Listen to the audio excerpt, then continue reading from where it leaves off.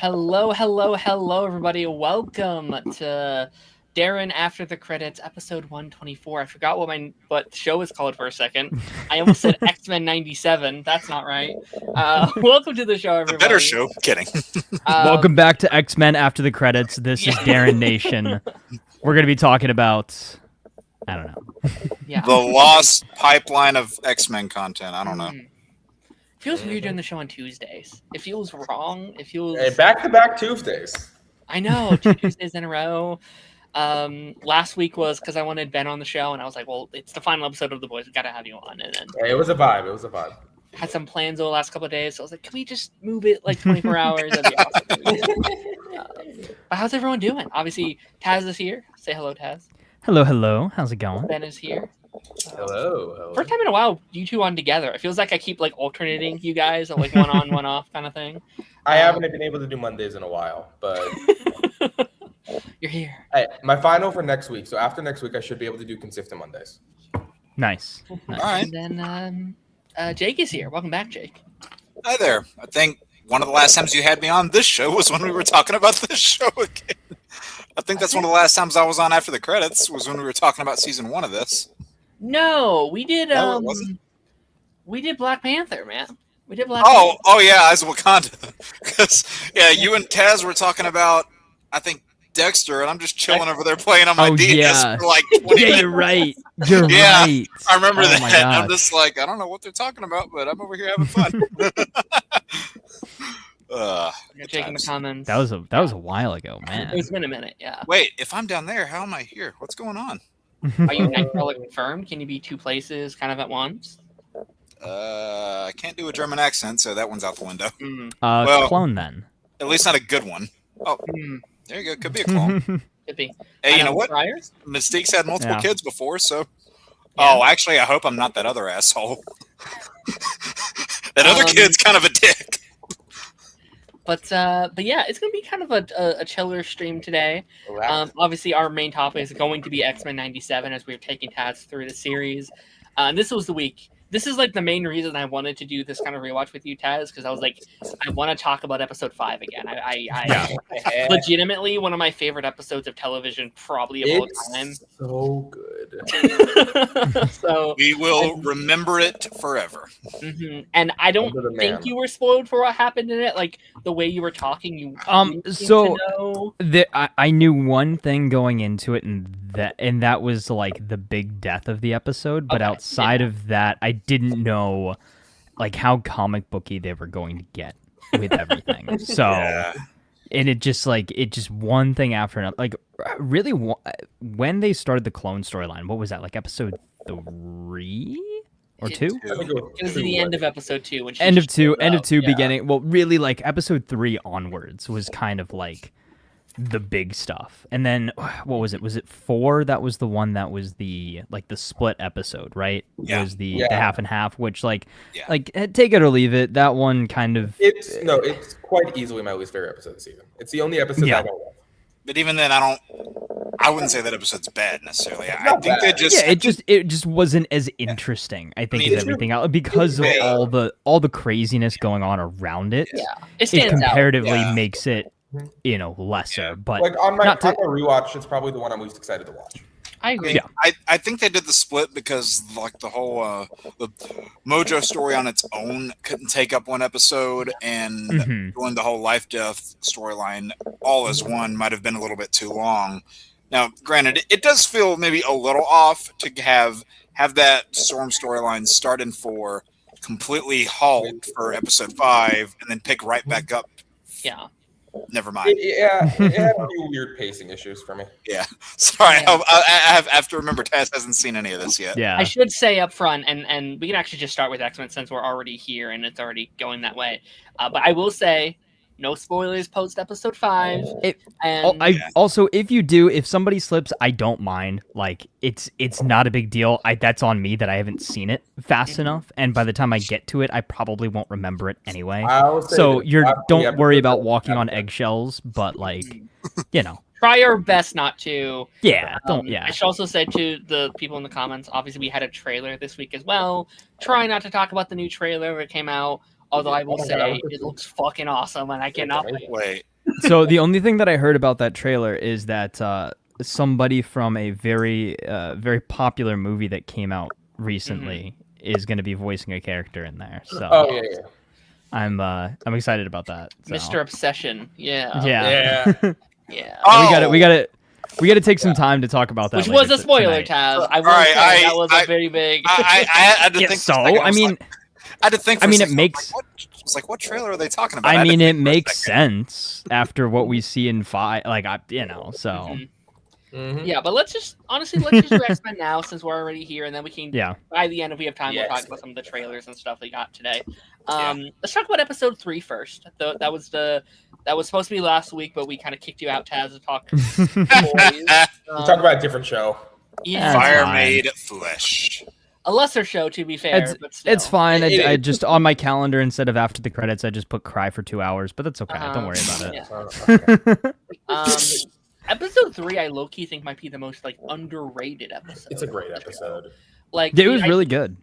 It's one of the better episodes that doesn't get talked about because the show is so good, and people are like episode 5 and episode 7, episode 10 and 9 and 8 and 7. But that one is especially so early on, it was what the hell? This was the episode that showed their strength not tied to a direct cable company, right? There are restraints that you had to go in with a children's show back in the day, and live cable, and it being the 90s, and and so this was let's show them what we can do. Let's show them we can kind of do whatever we want with the show. And I think that's great. My whiplash with the show was really funny because I watched it in January, and I watched the 90s series. I finished it in January, and then a day later went to X-Men 97, and it's the animation, just everything was so upped. And episode 3 was the first episode where I was like, oh shit, they can do this now. Yeah, they found I think the perfect blend of 2D and 3D animation that I think more companies really need to take note of. Oh yeah.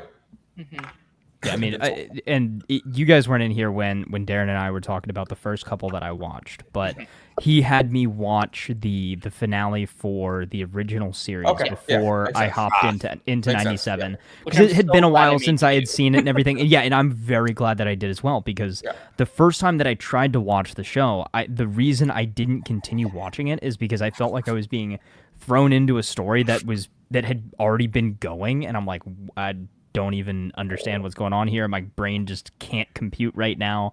But coming back to it, watching that first, and then seeing also just the massive jump in animation quality and things like that, and just the sound quality, even just the change in the progress that animation had gone through in that, albeit very long gap of time, but it certainly made it, almost.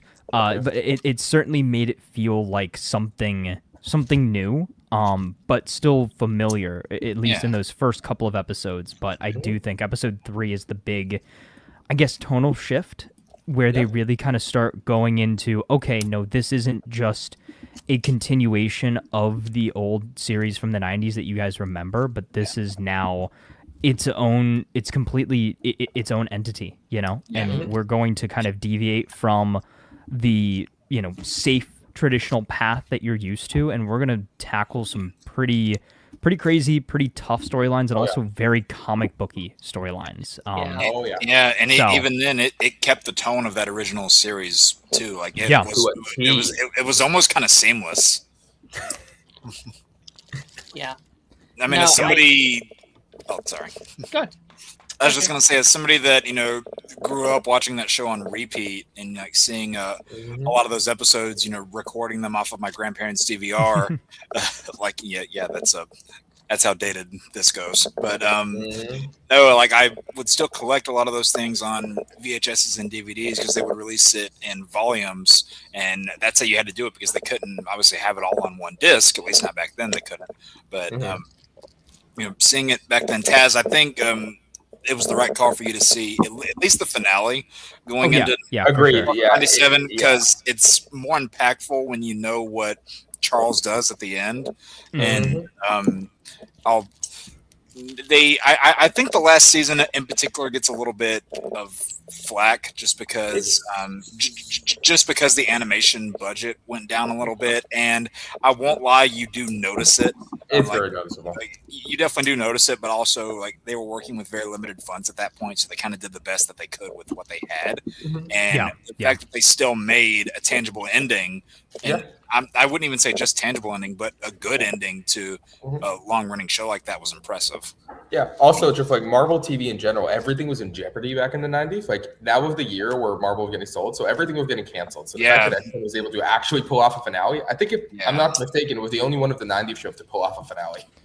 Well, one that like a proper finale, one that intended to be a finale. Yeah. Like Spider-Man didn't have one. Silver Surfer, Fantastic Four didn't have one. Yeah, Iron Man, the Hulk didn't have one, but that was right before bankruptcy happened for Marvel. Yeah. So. I think episode 3 is also one of the things where sometimes I'm grateful I'm not a huge comic book nerd sometimes, because there were things that were going on where I'm like, I have no idea where this is going, and I'm happy for it. Like the whole Madeline Pryor stuff. I was like, who the fuck is the Goblin Queen? Like I was obsessed, but I'm like, I don't know this, and this is awesome that I can kind of just enjoy this and not know what the heck is happening.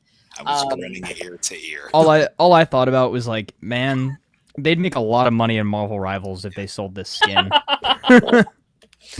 And I love that through that whole mystery thing, they still, even if you go back and watch the original series, like they still don't tell you when exactly that switch happens. And I love that mystery is maintained. Well, Taz, I want to see all this from your perspective here, because you had a lot of questions coming out of episode 2. That obviously is such a great cliffhanger, and I'm glad you watched it that way. And had to wait at least a little bit, because I remember exiting out of those first episodes being like, what? Like, what are you doing here? Why? No, that week to sit on it really helped back then. I regret not watching that show week to week when it came out. Like, it was a fun binge, but week to week sounded like it would have been so much fun. I don't think I would have liked this show nearly as much if it wasn't for the weekly conversation I had. Oh yeah. Well, it's so interesting for an animated series like this to have such an overarching mystery. Yeah. Like it's not, like an Invincible or something like that, but it is, it's presented again in the same style and the same tone as that original series. So you've got, your original fans there. You can bring in new fans that maybe didn't watch the show, when it was originally airing, or caught reruns of it, like I'm sure a lot of us did when we were younger and everything like that. But like having the show then again kind of really go all in on this new this newer style as well, with having this mystery and staying true to some some comic book storylines, and making me question, like, does this stuff actually happen in the comics? Because I was messaging Darren and saying, hey, like, I'm not as big into like the X-Men comics as I am for certain DC comics and things like that, so I don't know as much. Like there are a few things that I know, but most of my X-Men knowledge is basically just the movies and animated series that I grew up with. And then very minor comic knowledge. Like I know a few things. Like I know who Cable is. Like I know, some of these things. But I'm like, is this Jean Grey clone like a comic book thing? Have they done this before? Is this a brand new thing? Like, what elements are for the show? What elements are brand new? And it also makes me curious to see how they did it in the comics now that I'm seeing it in the show, and I'm hoping that that'll make a lot of other people interested in either going and reading them, finding different comic book YouTubers and stuff like that have covered those comics, and at least watching like breakdowns and things like that. I think that's very interesting to at least pique that curiosity too. It's also cool to like streamline these stories too, because from my understanding, X-Men, like any comic, is very convoluted in their storylines and rewrites and back and forths, and this can be the definitive viewing experience for somebody who's just getting into it. Like a lot of people say when the new X-Men movies come out, hey, who are the X-Men? What's the backstory? What's the background? Yes. Don't even worry about watching the 90s series. Watch 97, or watch the 90s series and 97. It'd be so interesting. I don't know if they could do this, But think about how we're getting so many remakes and remasters of games. Imagine in between X-Men, in between new seasons of 97, they remaster the old seasons. That would be amazing. Just remaster season 5, actually. That's the one that needs it. But I mean, that and maybe if they don't remaster the whole thing, like pick and choose, like you know how they have like Reddit threads of like the most important episodes of like shows and stuff like that, is condense 5 seasons down into maybe like 25 episodes or something like that, and make it just like the most important stuff that happened. Yeah. All the dialogue's already been recorded. Condense it all, put it with this new, better animation style, and then attach it to X-Men 97 as like X-Men Origins or something like that, right? It'll be X-Men 97 Origins. It'll be received better than the last thing that had that title. Exactly. But, exactly. Yeah. So I don't know. Like I'm enjoying it that much as I would say, go and remaster the old show. That'd be fun. Like that'd be fun. But I don't think that's ever happened. I don't think that's not a TV thing. That's more so a game thing. Just because it's never happened doesn't mean it can't happen. Well, that ended up being one of the best things about 97 now is, and to Darren's point, some of this stuff, it is really taken from a lot of different comic material, but even people, who have read comics and are familiar with the stories, they still manage to tell it in a way that keeps, and I don't want to say this in a pretentious way, but in a way that keeps the veterans kind of guessing a little bit, to where like they have a lot of X-Men knowledge, but the way that they adapted that story and other things that happened later on, we were still guessing, like things still caught us by surprise. Yeah. And even when some of the really popular moments that we know happen, it's not so much, like the moment itself isn't necessarily what gets you, but it's like, wait, you're doing that? Happens. Yeah. It's like, wait, you're doing this? And that kind of reaction, especially towards the end, really, I think, it shows how far they were willing to stretch the bounds. Oh, for sure. Yeah. So I'm a big X-Men comic guy. Like X-Men are probably my favorite Marvel anything realistically. So I don't know why it took me so long to watch X-Men 97, but in general, I was so surprised by so many things in that show that it felt like reading a comic. Yeah. Yeah. And it's formatted like that too.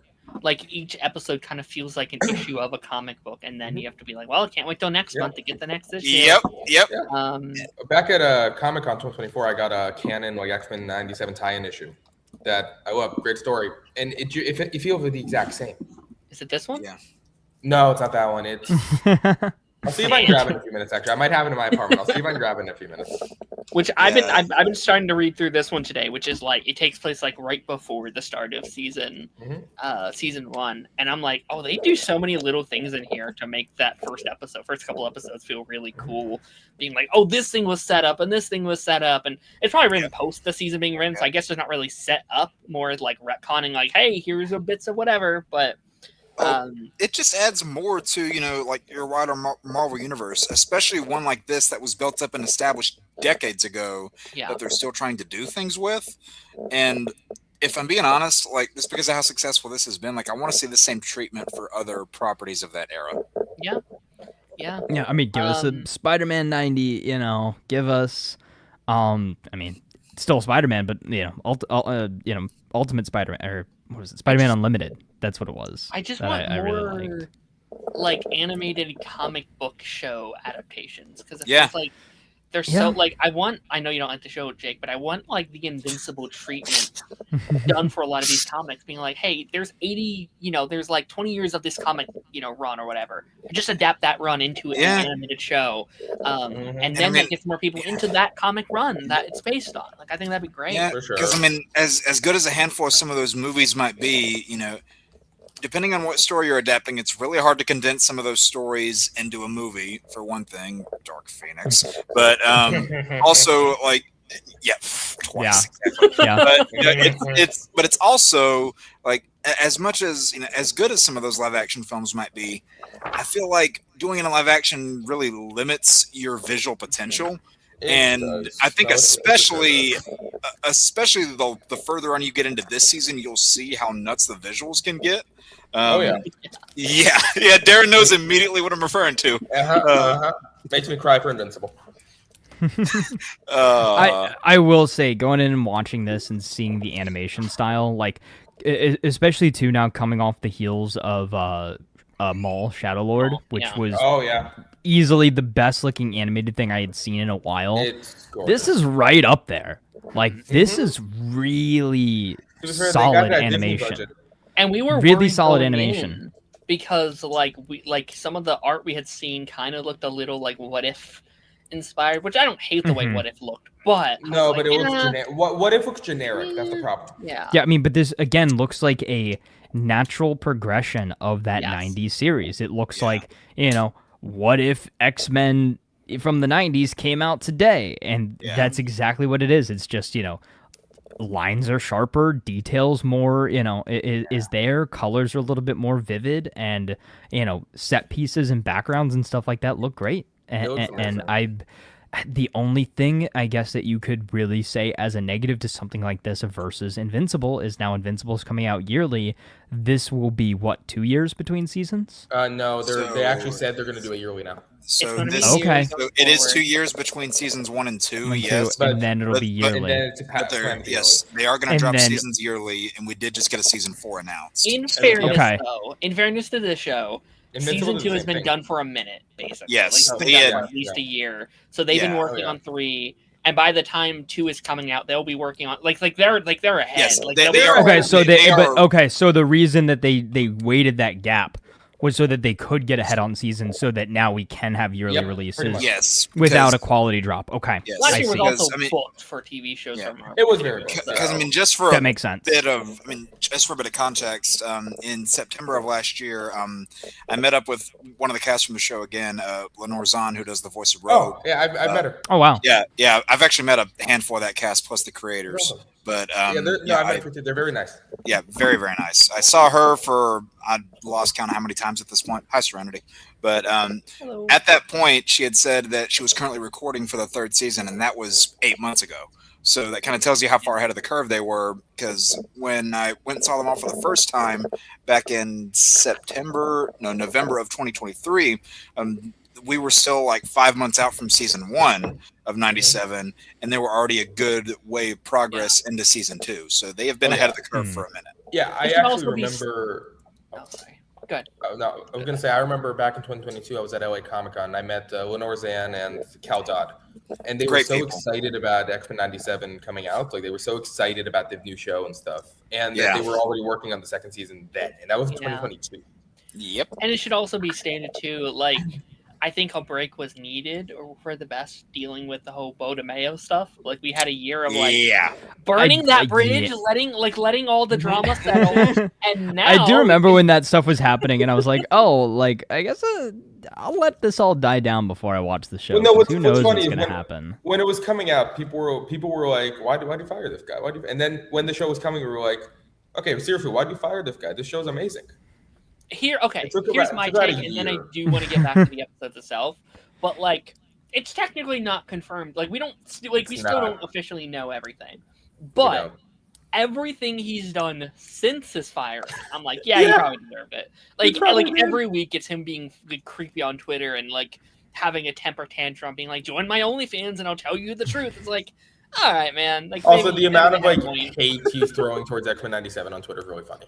Yeah. Oh yeah, he's just on Twitter being like, "Fuck Kevin Feige and fuck the MCU and Fantastic Four's woke." Man, what is it with creative people in the X-Men world suddenly turning heel and firing shots at Marvel? Looking at you, Liefeld. But I do want to ask you about episode 3, Taz. Obviously, big episode. It's a big horror themed episode. Some very crazy shots. Ultimately, ending with Jean and Scott having to send their newborn baby into the future. Very, I guess, reverse Superman style, if you will. What did you think of that whole plot line? Oh, I mean, I thought it was great. Again, it felt like such a big payoff to something that, even again, not necessarily knowing a ton of the background or not really remembering it, is you could still feel that history there, and you could still feel how much it was hurting, obviously, all of them involved to have okay, who's the real Gene? All Scott knows is this kid is his, but like he doesn't really know, like, and it's so crazy. And like having the Gene that walked in, you're like, oh, well then that's probably the clone. No, the Gene that we've been with the whole time has been a clone. And like we don't even know when they were swapped. Was she the Dark Phoenix? Was the original Gene the Dark Phoenix? They both have the kind of memories in it. We used to love doing these moral dilemma kind of conversations and things like that. Is just because you didn't live a thing. If you have the memories of living that thing, does it make that experience any less real? And that is such an interesting kind of perspective to spin on it. And then ultimately in the end you get the techno-organic virus gets thrown in there. They've got to send Cable to the future, which comes back later on, which is again one of the few things that I knew from the comics and everything.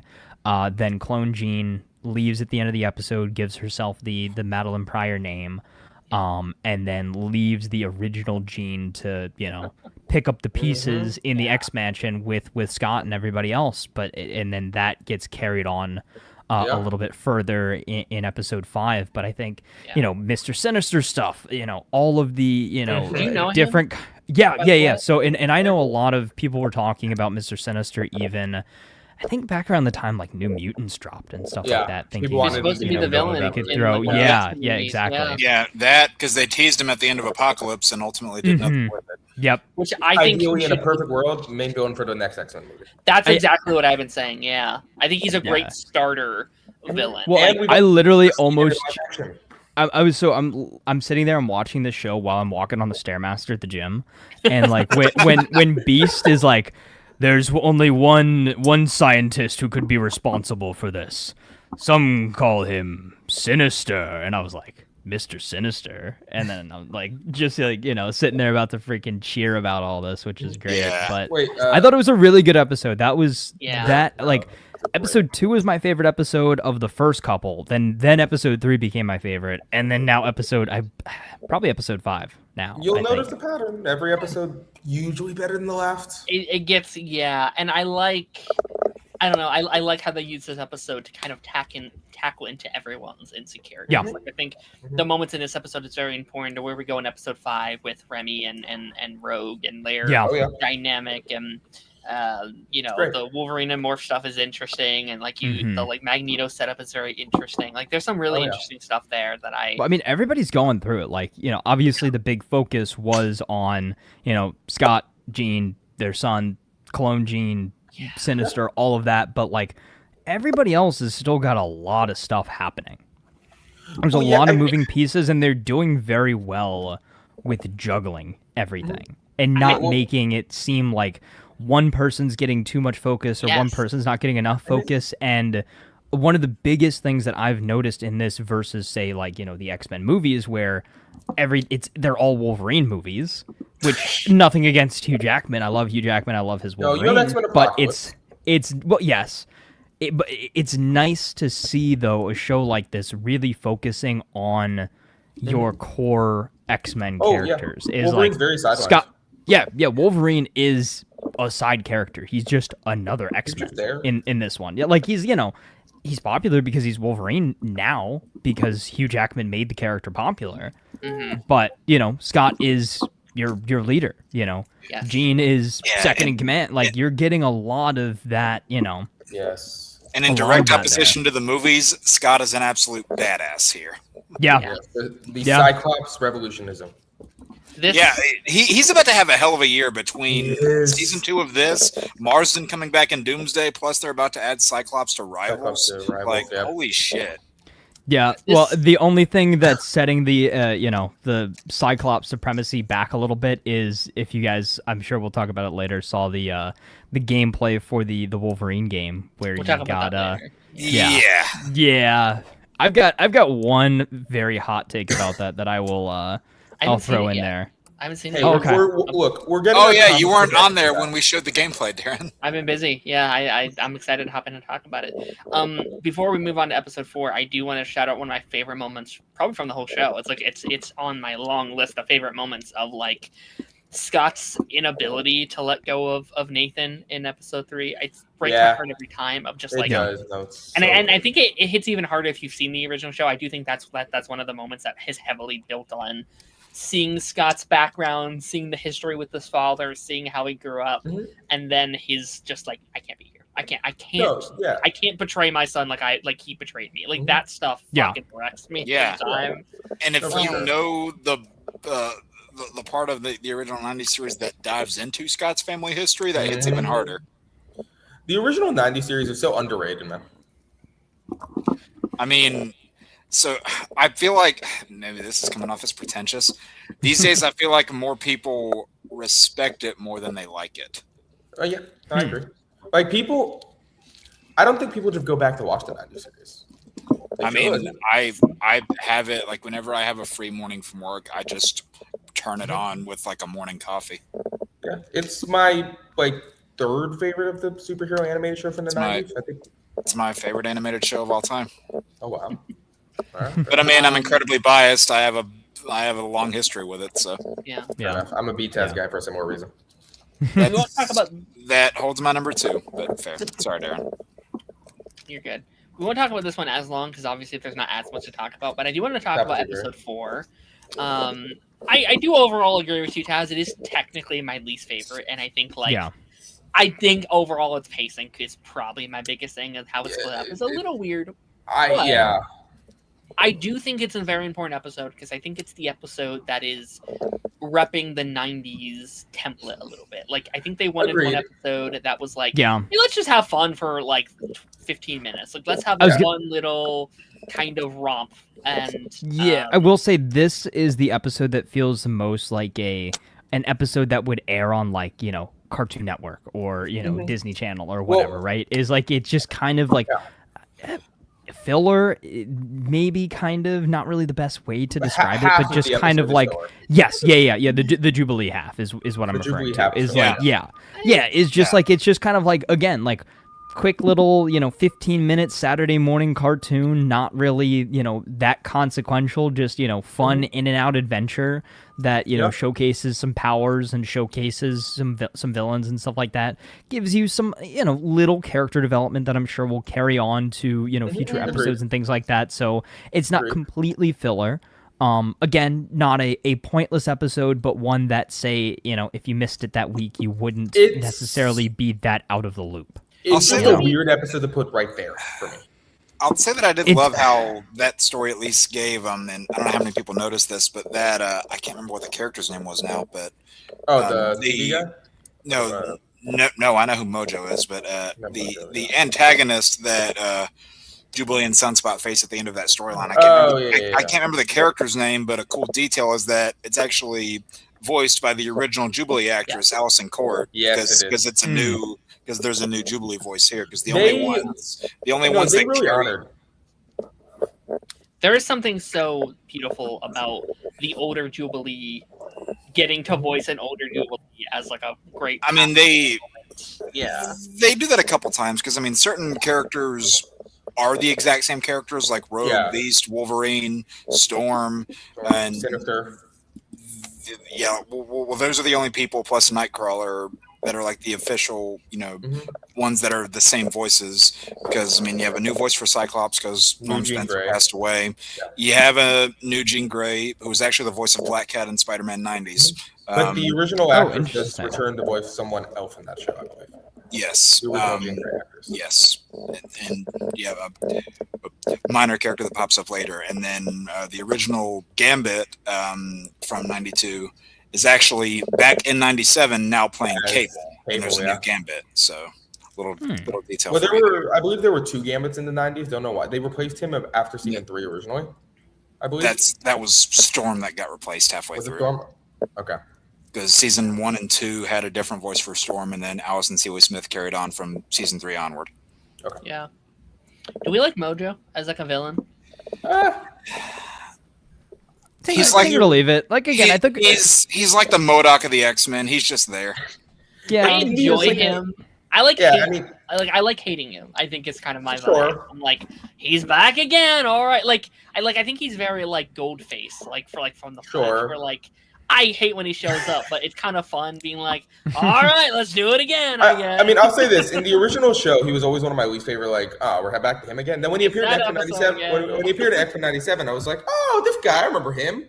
I don't need another Mojo episode in '97. Like, if they never do another one, I'm like, yeah, it's fine.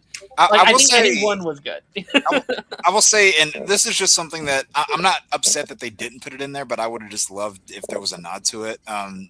When they go full video game style for the Jubilee and Sunspot part of it, I would have loved if there was a nod to the older X-Men arcade game from back in the day, with that really popular line that became a meme for all the right reasons. Whenever Magneto drops down and you have his really nonsensical quote where he says, "X-Men, welcome to die." As soon as you see like an arcade thing of Magneto, I'm like, wait, are they about to do that? They didn't, but it would have just been funny. And to answer Cameron's thing, yes, for one single episode.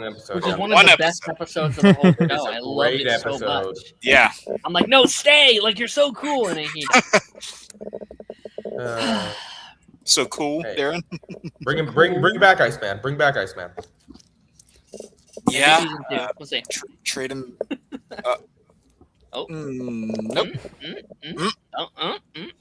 But yeah, I like this episode. I do kind of like. I think I honestly would have preferred maybe just adding a couple extra minutes to the Jubilee email and make it like a 2-minute episodes, and then just save that stuff for later. I saw you pause on it. You're like, wait, yeah. Save that for a later episode. Wait. Perhaps I've made a mistake of some kind. Spoiler: Storm comes back at some point. Storm back at some point. What? Like, really? He makes an appearance. Yeah, that's like one of the only things I know from that show, Taz, is that line you just quoted. The episode that ended with part 1 does have a part 2, in fact. Yes.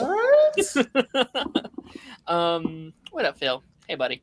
That Wolverine trailer fucking ripped. My God. Good God. Yeah. I just wish it was. I just wish it was on PC, man. That's all I wish. Honestly, probably one day, but like. No, so there was something that came out very recently said that they are going to stop releasing these first-party PlayStation games on PC because it's cutting into Sony sales too much. Like, people are waiting, not buying consoles, and waiting for these games to come out on PC. So I'm going to have to slum it on console if I want to play this game, unfortunately. Hey, it's going to be a banger game, all right? Yeah, it is. It is. Yeah, I've said that they're basically going to, it looks like they're essentially going to take all the best aspects of the two previous modern, quote-unquote, Wolverine games of the last 20 years and blend them together to make this. It looks like how I remember X-Men Origins Wolverine the game feeling like. It has the visceral gameplay of the X-Men Origins game and the tone, aesthetics, and the narrative it seems to have of the X2 Wolverine's Revenge game from Gene Pool back in the day. Because that one was a little more limiting in gameplay. It's still pretty violent for, a PG-13 GameCube 03 game, but that one was a little more narrative focused and more just aesthetics and tone focused because that one was really able to hone in on the comic side of Wolverine, whereas the 2009 game was, although not originally, it was more tailored to be a movie release. But it wasn't originally made to be that because they were making their own game and then came in and said, hey, can you guys mix this to be a movie tie-in game? And they're like, all right, yeah, we can. And fun fact, that game was actually written by Mark Guggenheim. Really? Yeah. Which is probably the best thing he ever wrote, I'd argue. What do we think a runtime for this game is going to be like? Because people are still are kind of complaining about Bond being like 15 to 20 hours, which I think is a nice. I think that's an spot. awesome I think that's a sweet spot. Some people are like, oh, I wish it was long. It's not a short amount of time. No, it's not. They want a 50-hour game. No, I think some games can be too long. Like that's why I've still never finished Assassin's Creed Valhalla. It's too long. I have like 90 hours in that with no end in sight. I feel like it'll probably be longer than Miles Morales, shorter than the first Spider-Man game. Yeah, I would say probably in line with Spider-Man 2, which was like what, probably like 10 to 15 hours. 10 to 15 hours. Give or take. Yeah, I'd say. Yeah. How crazy it is that Spider-Man 2 and Wolverine were announced the same day, and Spider-Man 2 is going to be 3 years old when Wolverine comes out almost. Yeah. Well, it did get held back a little bit because of the leaks. Because of that. Yeah. Because of the hacks. Yeah. Mhm. Which delayed delayed all of the Insomniac stuff. Mm-hmm. I don't think. Here's my thing. This game looks great. Where's my Ratchet and Clank sequel, Insomniac? Where's my where's my next Jack and Daxter game? Come on. Yeah, really. Spyro, come on. Good old Spyro. Do you guys want to talk about it now or save it for later? I saw something that popped up about some story details. We'll do some game stuff after. Okay. I want to get through X-Men first, and then I will save it for later. Yes, Darren, your favorite episode. All right. So yeah, we got through 4 kind of pretty quickly. I mean, still fun, still really good. We never really talked about the Storm bits, but yeah. I mean, part one of a part 2 story. Storm's gonna get her powers back eventually. Like, yeah, you don't know that. Yeah, I do. Yeah, you don't know. You don't know that. I will say just one nice little family bit that I liked. The beginning of the episode just really tells you how tightly knit the X-Men are. Was when Jubilee comes out into the room, and then Rogue's like, "Hey, how do you want to celebrate the Big 18?" It's just like really good, heartwarming stuff like that. That just really reminds you how much of a family these guys are. I do really like seeing Jubilee turn 18. Like, I think that's a really if you're watching the original, like if you were watching the original show, it's such a she's grown up, and like you get to see she's she's an adult now, and you get to see that there's a new rookie in her place. Yeah, I like it a lot. It's really good. Especially since episode 1 literally starts with Jubilee joining the X-Men. Cool. And small little detail, I won't go too much of into a rabbit hole, but I just love how they essentially recreated scenes from the 92 pilot in the start of 97, but put Roberto there instead of Jubilee. Loved how they did those little bits. I mean, like, that was for the fans. Yeah. But yeah, let's stop biting the bullet. Episode fucking 5. Remember it? Yeah, taken from the phrase from the 90s cartoon. I remember waking up that morning because these episodes are like morning releases. They come out at like 9 a.m. or some shit. Yeah. And waking up and just checking my Twitter, and like I wasn't spoiled for it, but everyone was like, "Holy fuck, this is crazy! Like, this is the craziest thing I've ever seen." I'm like, it can't be that crazy. Sadly, I was spoiled for it before, but so good. It's such a I don't know if I've ever been so shell shocked after watching an episode. I'm just like, oh, the whole 35 minutes of this episode, every second of it, there's something insane happening. And it did feel like a slightly longer episode than the rest of them were. But in a good way. In a good way. It's one of the only episodes I could think of in recent time where I literally had to turn it off and just do something else. Yeah, and I'm especially glad that you got a week to sit with the impact of this episode. It's been like almost 2 weeks, I think, since I've watched this one, because we were supposed to come on and talk about it last week. So I've been sitting on this one for 2 weeks. Great, actually. Like I want you to be Darren dragging you across. Yeah. Like everyone I've talked to that hasn't seen, I'm like, just watch it weekly. Just put one on a week. That's the ideal way to watch it. Like, I wish I watched it weekly. Having to sit in the grief of that episode is so Darren, good. I'm impatient. I know you. If you were impatient, you would have already watched the next episode, though. That's true. Again, there's been enough to distract me. Spider-Man, James Bond, new movie releases. Yeah. I mean, where do we want to start with episode 5? Because there's so many things that happen. Do we want to go backwards and then make our way to the other stuff? I mean, it's kind of the perfect calm before the storm episode, where it just starts with a lot of soap opera stuff. I mean, you get very early on, you get reintroduced to Darren's favorite character. Nightcrawler gets brought in, and in the simplest, most fun way. Yep, my Funko's in the other room. I do have that same one. It's in the most simple, fun way where just they're on Genosha, and he just takes Rogue and Gambit along for that little tour. Rogue's just there, and just the little bits of animation where he's porting with them has got them both in a headlock hug. Gambit's like, "What's going on?" Rogue's just there for the ride, smiling, and they really carry on that sibling dynamic between Rogue and Nightcrawler from the original show in such a great way. And I'd argue it gets even better from this episode, that particular aspect. Agreed. I feel like I chose the right X-Men to be a fan of, even if it's just passively. Like, I feel like so many X-Men characters have got shit on in every medium, and I feel like I was like, well, he's done good in the '90s show, and I like him in the Evolution, and I like him in Wolverine and the X-Men, and even in the movies. Like, I didn't like him the second time, but the first time, he's one of the best characters. Yeah, and he's coming back. And he's coming back. The only other character I can think of who's never really been done super already, and that's because of his fan. It's like Wolverine. But that's even the younger one in like the later movies where, well, not anything good. I don't think he's bad either inherently. Nah, he just doesn't do anything. He just didn't really get anything to do. And I think this really helped. I mean, Nightcrawler already had a number of good adaptations, but I think this one really helped Rogue, who was one of the people done the most dirty by the movies. Oh yeah, like this. Yeah, it's such a stark contrast. Yeah, and I'm like, oh yeah, Rogue is actually very cool. Like, Rogue can do stuff. Right. Yeah, like she's that southern bombshell that's got a lot of power, but also is probably arguably the most relatable out of all the X-Men. No, it's really just why I want Rogue to be like a main character in the next X-Men film. Yeah, like, make her a main character. That's what we need. Yeah. I mean, she's got several solo runs, even one that's going out right now. Like, there's a number of X-Men characters that have solo runs out right now. Yeah, I just got I've got the 4th issue of it over there. Great read. Awesome. I haven't read that one yet, but it's Nightcrawler. So good. Nightcrawler.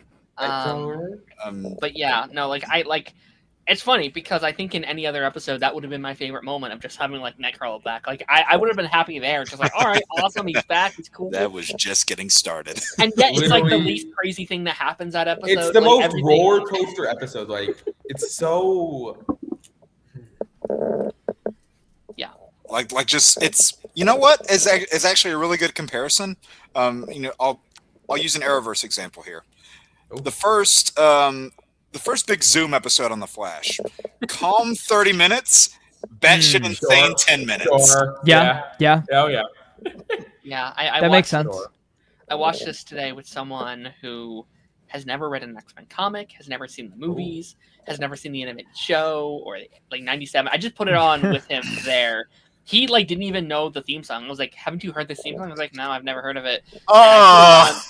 And he was kind of bored through most of it because he doesn't know the context of anything that's happening. And then the final 15 minutes, he's like, "What the fuck?" There we are. There we go. I mean, and now you have a lifelong fan. You know what? At least you woke up eventually. Yes. It's the X-Men. We're like the X-Men. I feel like listen. If I can get not wanting to endure some of those movies. But some of them are peak. It really depends on the movie. Yeah. I feel like we have to start with the Rogue and Gambit stuff. I think that's the heart of this episode. That's the main focus, and then we can kind of make our way backwards to the other Beautiful storyline. Remy, man, it's crazy because going into the show, I never expected them to make these big swings, right? I honestly thought it was going to be a pretty safe show. I was like, yeah, one of the most iconic shows of all time. Kevin Feige's very precious over the show. He made sure he had all the ducks in a row before making it. Got back every voice actor he could. I don't know, man. One of my favorite lines of the episode, or just of the show in general, where Rogue's like, "Your heart beats for me, but I can't feel it." And the entire back and forth of those two has always been one of the most interesting dynamics in this continuity. It just, in general, I've always loved Rogue as a concept of someone who physically can't touch other human beings, if that's in a palpable way or something else. It's always such a fascinating journey. And to see, I think the original show builds up to that so much, because that was a constant theme through the entirety of the original show, and we are finally seeing the bubbles pop of that two dynamic. Years of will they, won't they? Yeah, and come to the surface. Yeah, over that 5 seasons, you saw it chip away a little bit, but now they're kind of going full into that. And to your point, Darren, about Rogue's whole nature, just that's something I feel like any viewer could relate to, of having that very guarded nature of not being able to get close to people, both emotionally and physically. And because people, a lot of people are kind of just at nature, they're very untrusting and guarded at first before they get to know somebody. But Gambit's whole rebuttal to that, which Rogue later reciprocates later in the episode. He says, some things are deeper than skin. And when Rogue reciprocates that point later on, I think it's just really beautiful and kind of tragic where things go once that lesson's learned. But the fact that she comes to that realization is just, I think, a really beautiful moment for her. I want to ask you, Taz, sorry. Yeah. Because, we watched the first 2 episodes and we were kind of slightly talking about the Rogue Magneto storyline and not being one that you knew too well.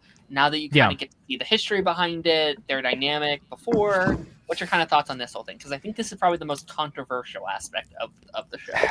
Yeah, so here's the thing, right? Like, I think that they make a good argument for, for it to go either way. I think the biggest, my biggest negative with it, of course, is just who Magneto is, is I'm still not necessarily in a spot where I even trust him. Like the rest of, the rest of the X-Men. Like, I think... If you ever trust Magneto, something's wrong.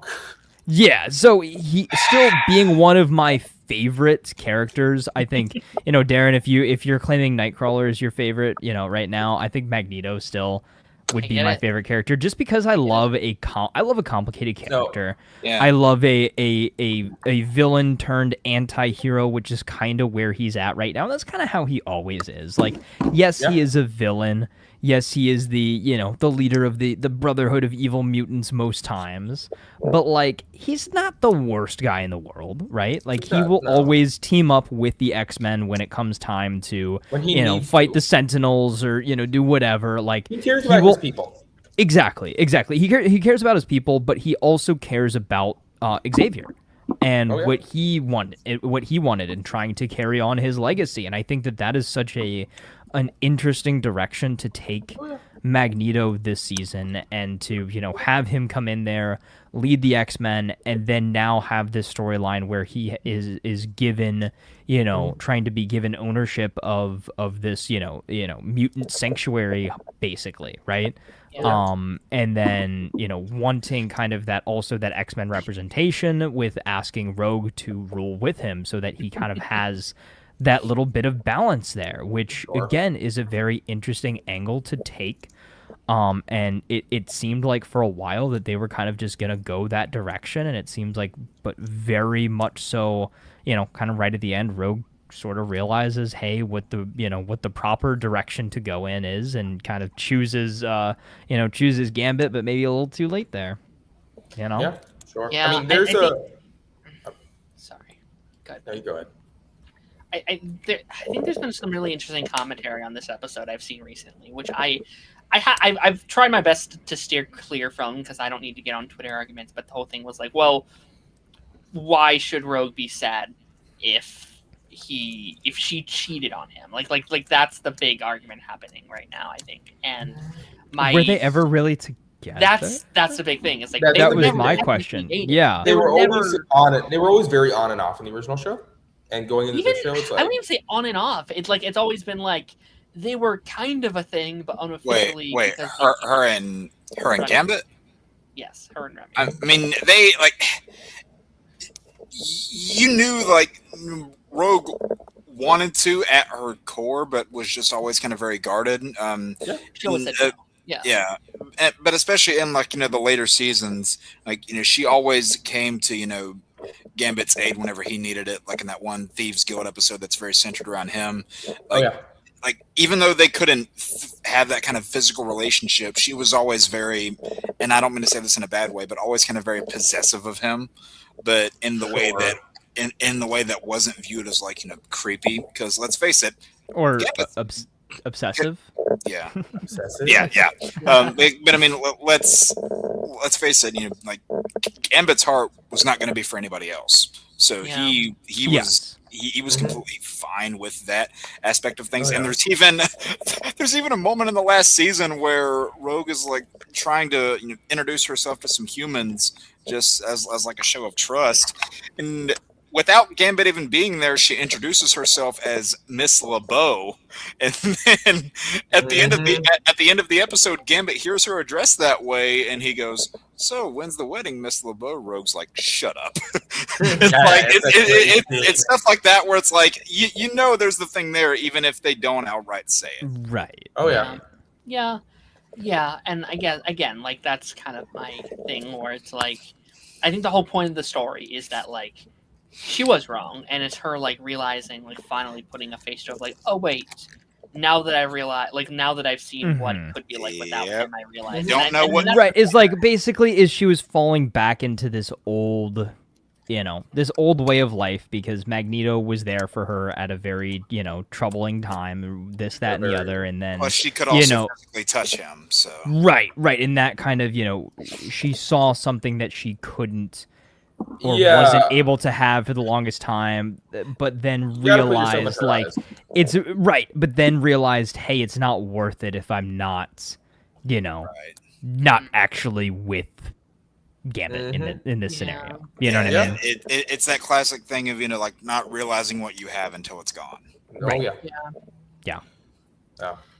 Yeah, and then obviously, like again, we'll talk about the attack, and then we'll go forward into like the smaller stuff. The attack itself is crazy. It's like 15 minutes of just pure. It was set up perfectly. But right before everything goes to shit, you do get one small little cameo. Yep, is Cable. The Watcher. The Watcher. The Watcher. Yeah. The Watcher. Yeah. Oh yeah, I do remember. I messaged Darren too. I was like, was it supposed to be the Watcher in the clouds? And he's like, nope. I just love that he's in every single animated like Marvel thing that's coming out right now. And he was in Daredevil Born Again season 2. Don't forget that. Yeah. I like to think that he can like I do like it's that scene. I think that's the perfect scene for him to appear in because I like to think that he's watching. Because it's a very pivotal moment. They're bound by a rule that they can't interfere. They have to just watch badly to stop it. Like this is such a massive moment, so massive. Someone tried to go back in time several times to stop said thing, and it's a pivotal moment in X-Men history or in mutant history. Yeah. Well, here's my thought too. Is you guys obviously can't really necessarily confirm this one way or another for me, but my thought process here, right? So if Cable has been trying to bring himself back to the proper time in order to give himself enough time to warn his mother or warn somebody that this attack was coming. Obviously, Gambit dies. Obviously, a lot of people die. I'm guessing Madeline Pryor's dead too. So, yeah.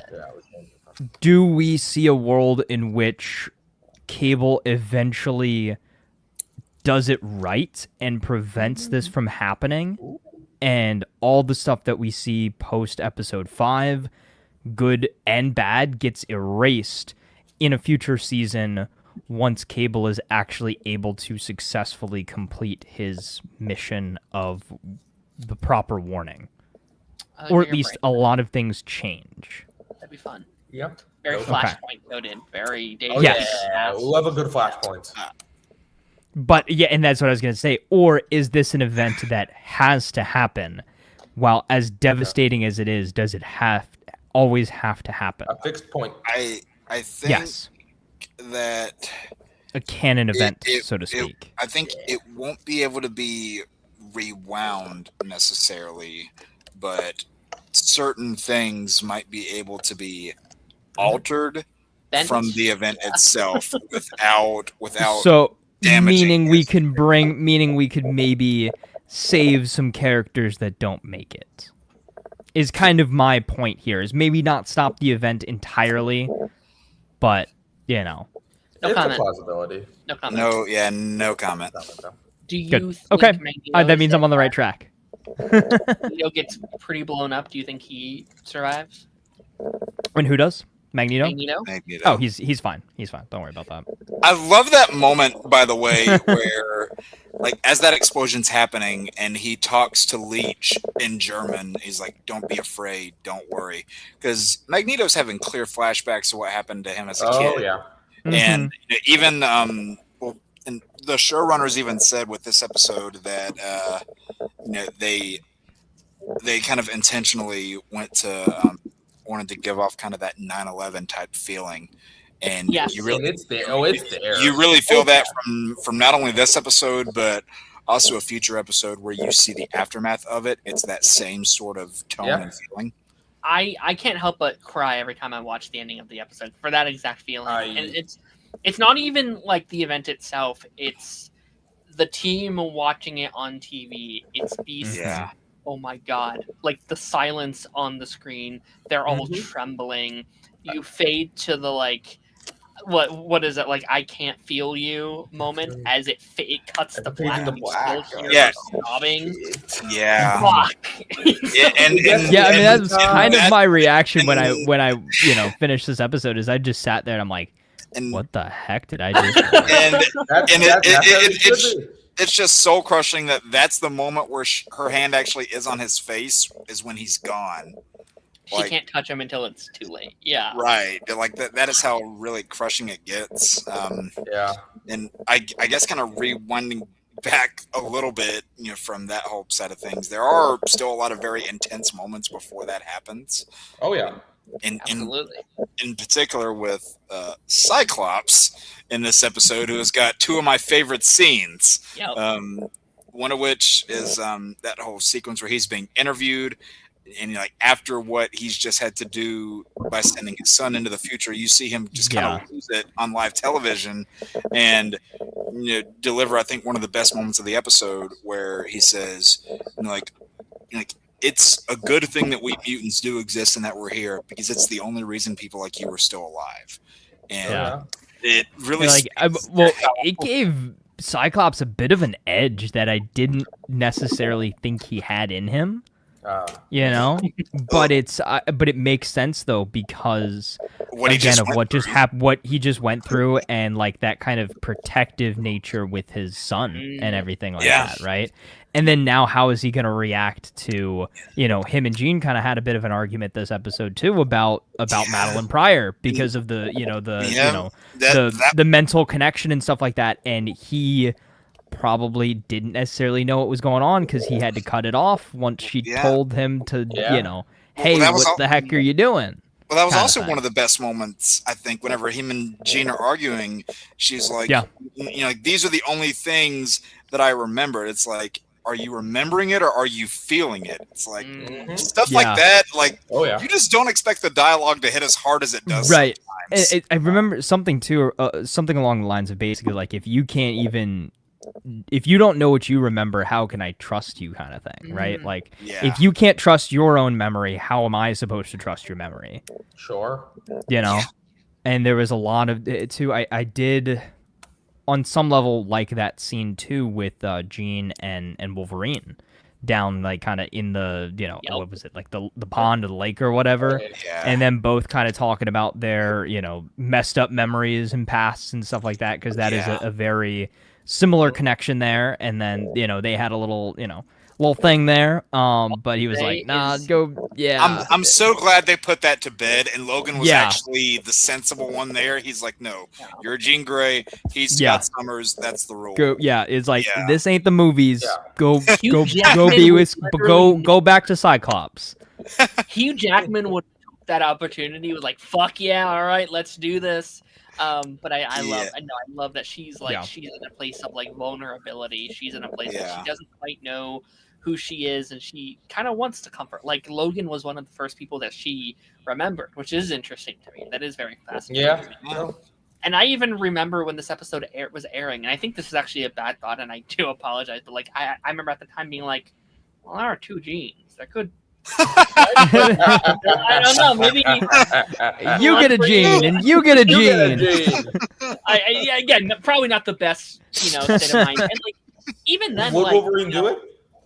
Before this episode, before the ending happens, it's like you two Jeans should probably just be in an open relationship. Like this is probably probably the most, I think they're all valid, but like this is like the most valid case of that I've ever seen. Of just like, well, you don't know what happened where, and like you don't know which one you married. You don't know which one I mean, I guess you do know which one gave birth, but you don't know when this would happen. I think one of them would remember giving birth. Sure. Yeah. Sure. And I don't know. I just think Cyclops is gonna get his own reality show called My Two Genes. I think gonna be the one. It's like, you are not the mother. This is like the only time I will ever like excuse cheating in media because I'm so anti-cheating. But this is the one where I'm like, is it technically cheating? Like, it's a really, really, really complicated case. My only argument for Scott would be like, hey, buddy, you need to communicate to your partner about how you're feeling. If you're missing the other women, the other one, you have to talk to her about it. And you need to communicate that. Like, you that's all need to go to couples therapy. Oh, they all need therapy. Every single X-Men needs therapy. Absolutely. Especially after what happens in this episode. Yeah. Yeah. Well, also, I guess that's not going to be a problem anymore after this episode. Scott had his mind made up for him. He did. There's only one gene left. You gotta accept that one. Oh well, gotta move on. The other genes got worn out. I do really like the scene before the escapade happens, where it's very easy for her to be like, oh, so you still want to go to that baby and that woman, she was very open to be like, tell me about your child, like tell me about Nathan, like that must be very hard for her to talk about. That's a very like someone else had your child. That is painful. That is excruciating. Somebody else that looked exactly like you and acted exactly like you. Yeah. Yeah. No, I thought that child is genetically yours, but it's not yours. Yeah. Sure. And I love. We had back in the day when this episode first started. We had like a 30-minute debate about like the ethics of everything revolving this. So is it cheating? Is it not? Is it ethical? Who should be with who? And that's what I love about the show is we can have these like deep debates. And I feel like it makes you think. It definitely. Well, and also too, it doesn't even necessarily like. Even if you're like, oh, okay, well, at the end of the day, then Scott should be with the gene that he married, right? But like, which one is if he married the clone, he married the clone because of the memories he had with the original, right? Do you think he should go to the one he knew prior? That's terrible. I'm sorry. I don't play Resident Evil, but there was a video that's gone viral in the Resident Evil space recently, hello, over at Smosh, where the whole quote was like, "What is a person without memories?" And every time I hear it, I think about this show. Was like, maybe maybe Madeline isn't the original one, but she's still the woman that you love because that's who she is. Like that is the person that she is deep down. Like she has all those memories, and so she is Jean. She is, for a lack of a better word, Jean Grey in her own way. The only thing that I can compare to this Jean Grey thing is the exact same plot line that happened in Young Justice with Speedy. Sure. Oh yeah. Sure. Yeah. I guess the only thing is there wasn't like an active relationship that he was in there. No.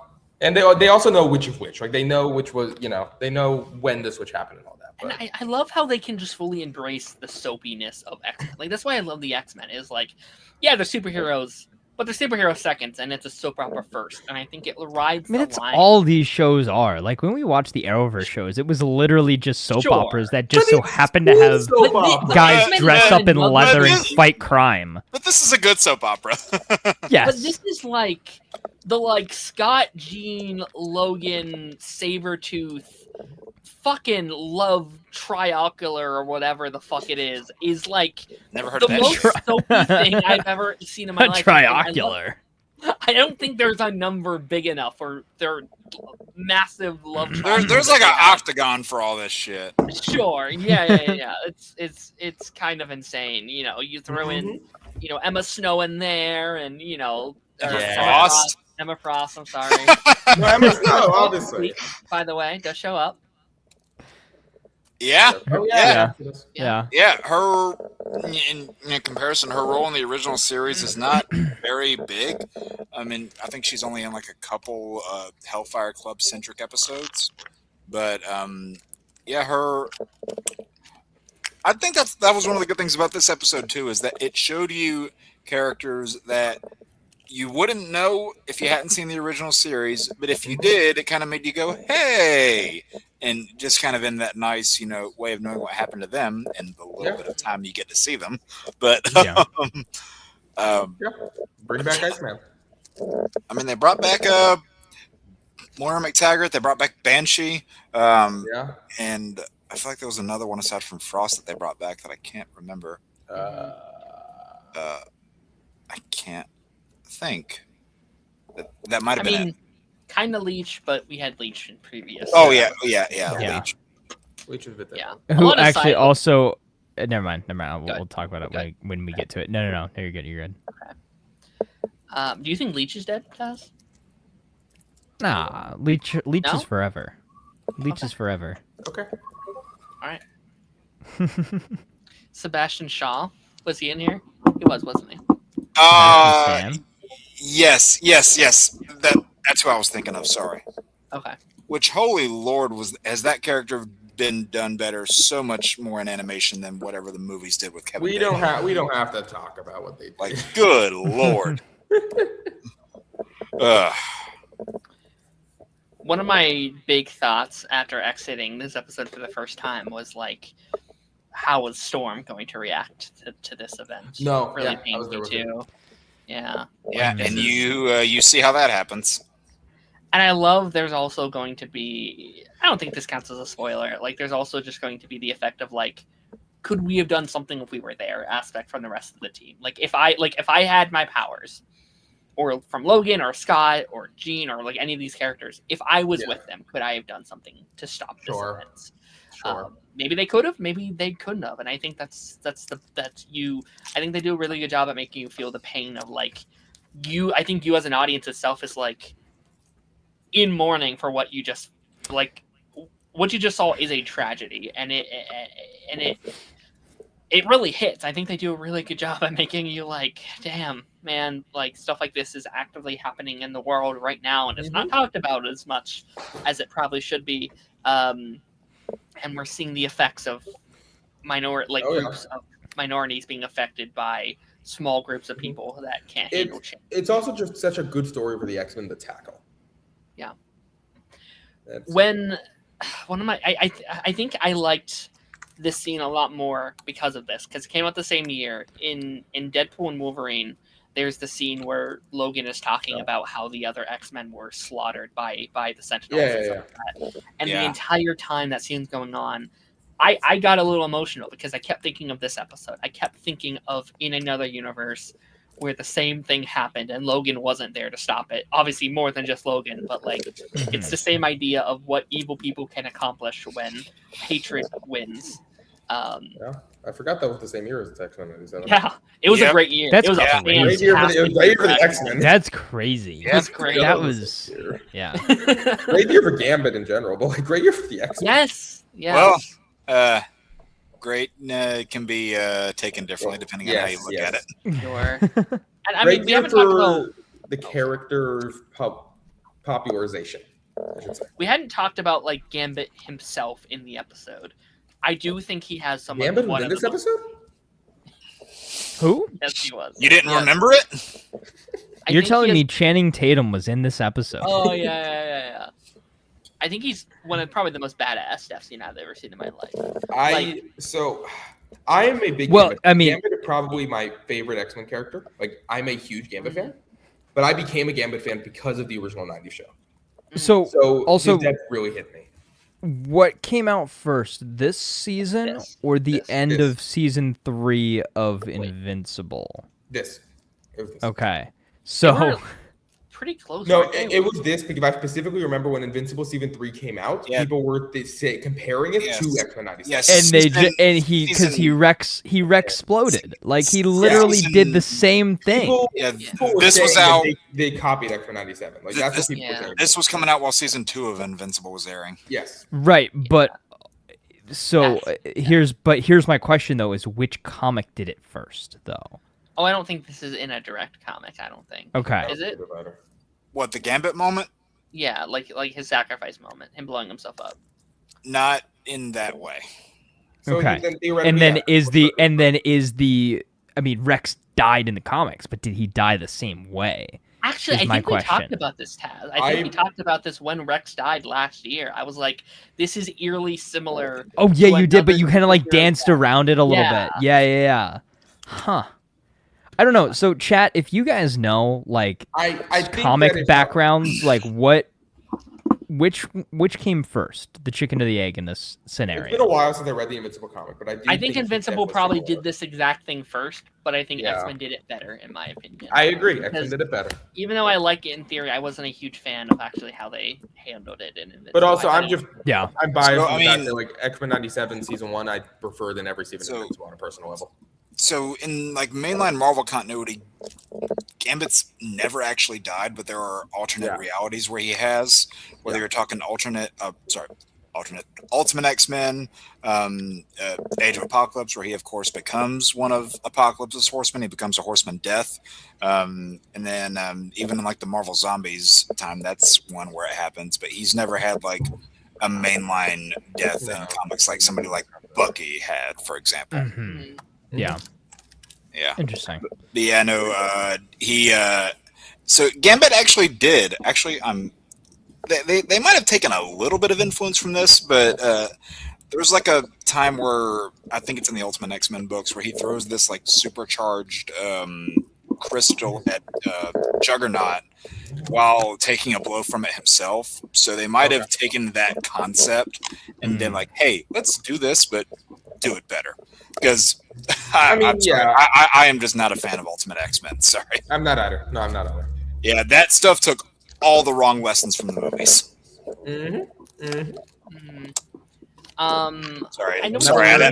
Sorry. I didn't mean to get off on that whole side tangent. You're fine. I just thought of it because I was going back in my head. I'm like, oh wait, no, it did kind of happen here. I also want to. I know we already talked about him a little bit, but we didn't talk about the story beat itself. I do really love Magneto in this episode. I think he's incredible. Feeling writer. The weight of Charles's responsibilities falling on him. Like he's like, fine, I'll do the X-Men. I'll do this thing. I'll try. And then he keeps getting more people being like, hey, no, you're not Charles, but here's this thing we'd like you to do. Here's this thing. And he's trying his best to, while step in Charles's shoes, find his own way of leading the X-Men and doing this stuff for mutant kind. And he's become this kind of hero. And the moment where he sees almost the consequences of him trusting humans and trusting this way of life, it all goes wrong. Like it kind of does justify a lot of the things he's done in the show so far. And we talked about this a lot, Jake. But probably my favorite quote from the show, or one of my favorite quotes, is most other nations don't allow a terrorist to be their leader, yet so many allow their leaders to be terrorists. Is fucking incredible. It's god damn. All right, man. Yeah. Yep. I mean, the sad reality is that it can hit pretty hard. And I brought this up whenever we were on stream earlier, but everybody likes to throw around so nonchalantly the phrase "Magneto was right." He doesn't want to be right. He does not want to be right in the slightest. He hates the fact that he is. He knows he's right, but he really, really, really wants to be wrong. He just doesn't think he is. Yeah. Taz, if we ever see Magneto again, do you think that this will affect his? If we ever see Magneto again, when we see Magneto again, I mean, he died. The Essential said mutant eliminated. Do you think this is going to change his stance on the X-Men and what he's been doing these last 5 episodes? Well, when Magneto rises from the ashes at the beginning of episode 6, he's gonna say, "My fellow mutants, this attack cannot go unanswered. Hey. We will make them pay." I mean, you know what I almost want Taz to do? I almost want him to just pull up Disney Plus right now and just play the intro for episode 6. Oh, yeah. And Darren, and they know exactly why. Oh, yeah. Did I get that spot on? Not exactly. Not exactly. Okay. When he says play the intro, he means the intro. Yeah. Okay. Yes, I will say, hold up, I will say, going forward, especially watch the intro, because Watch the the intro intro. for next week has one of my. I screamed when I saw the intro for episode. I did too. Oh, It was yeah, incredible. Okay. yep. And I know what. I was like, yes. And I will say it keeps on changing. Yeah, That's watch okay. the intro. Yeah, from well, every I've noticed episode. that it has changed like It's a pretty much game. every week. It's Yeah. like they will Yeah. add things from either this episode or sometimes multiple episodes ahead of like, wait, what the Yeah. hell was that? Like where's Yeah. that scene come Where'd from? that Maybe come from? maybe sometimes they'll do the opposite of adding. Maybe. Maybe, who knows? I mean, we've already seen that, right? They got rid of Xavier Storm. and put in didn't they get rid of Storm? Magneto. I think they got rid of Storm yeah. too. Yeah. Yeah. The Yeah. episodes that don't have Sunspot in it too, they'll like add him and then add him out when he's not in the episode. Yeah, Yeah. it's very, Yeah, it's very cool. And I they did love that it. for like whenever Bishop was there, he was in there, and then He was wasn't. only in. It was only like 1 or 2 episodes. Yeah, Yeah, I love that Yeah. they do that. That's so awesome. Yeah. it's great. I do think we're gonna wrap this up because there is a couple of trailers I think we want to go through and watch. But do we have any final thoughts on episode 5? And obviously we could talk for hours about this episode. There's so many like nitty gritty and stuff like that. But any final to dos? 10 out of 10, and Taz. No, yeah, I mean, I think- seen shit. Okay. Yeah, no, I think it was great. I think it was a great episode. I'm very excited to see the rest of the season. It feels weird that I've kind of again been sitting on this show for 2 years now and Dude, I have not watched it, but I'm honestly glad though, because I'm gonna be very happy to watch this next season as it airs week to week and be very close, Yeah. to when I finish this, that the show comes out. So Taz- what do I need to do? Taz How is many gonna weeks be do I like have? Taz is gonna be like the Uh, people who were catching up with Marvel right before So, Endgame came out, and they It's saw if it's early July. Yeah. it's right at the July start of 1st. July. July Yeah. 1st. Oh, July 1st. Okay, so We can this literally- week I'll literally watch. a month. You have a month. We can line Okay. it up for like the week before we wrap it up, and then we can go straight Okay. into season. So this Yeah. week episodes 6 and 7, then 8, 9. Damn it, Taz. I think we're going to So do. I would actually do 8, 9, and 10 together because Yeah, do 8, 9, and 10 because together. 8, 9, and 10. If you look at episode titles, it is a 3-part A finale. 3-parter. Oh, okay. So then And- episode 6, then Yeah. episode 7, then I'd 8, 9, argue- 10. I'd argue, even though it's not officially labeled it, the way episode 7 plays No, out, 7, it feels like I'd puzzle. argue it's more like a 4-part finale. Yeah. Oh, I was interesting. thinking, honestly, though, like I was thinking of doing 6 and 7 together next week because Okay. Yeah, I think it they fits. go. It fits. And then I It thought fits. about doing the final couple individually because they are so big and there's so much to could do talk that. about. Yeah, individually. Yeah, each of the 3. Well, yeah, and then that would work too.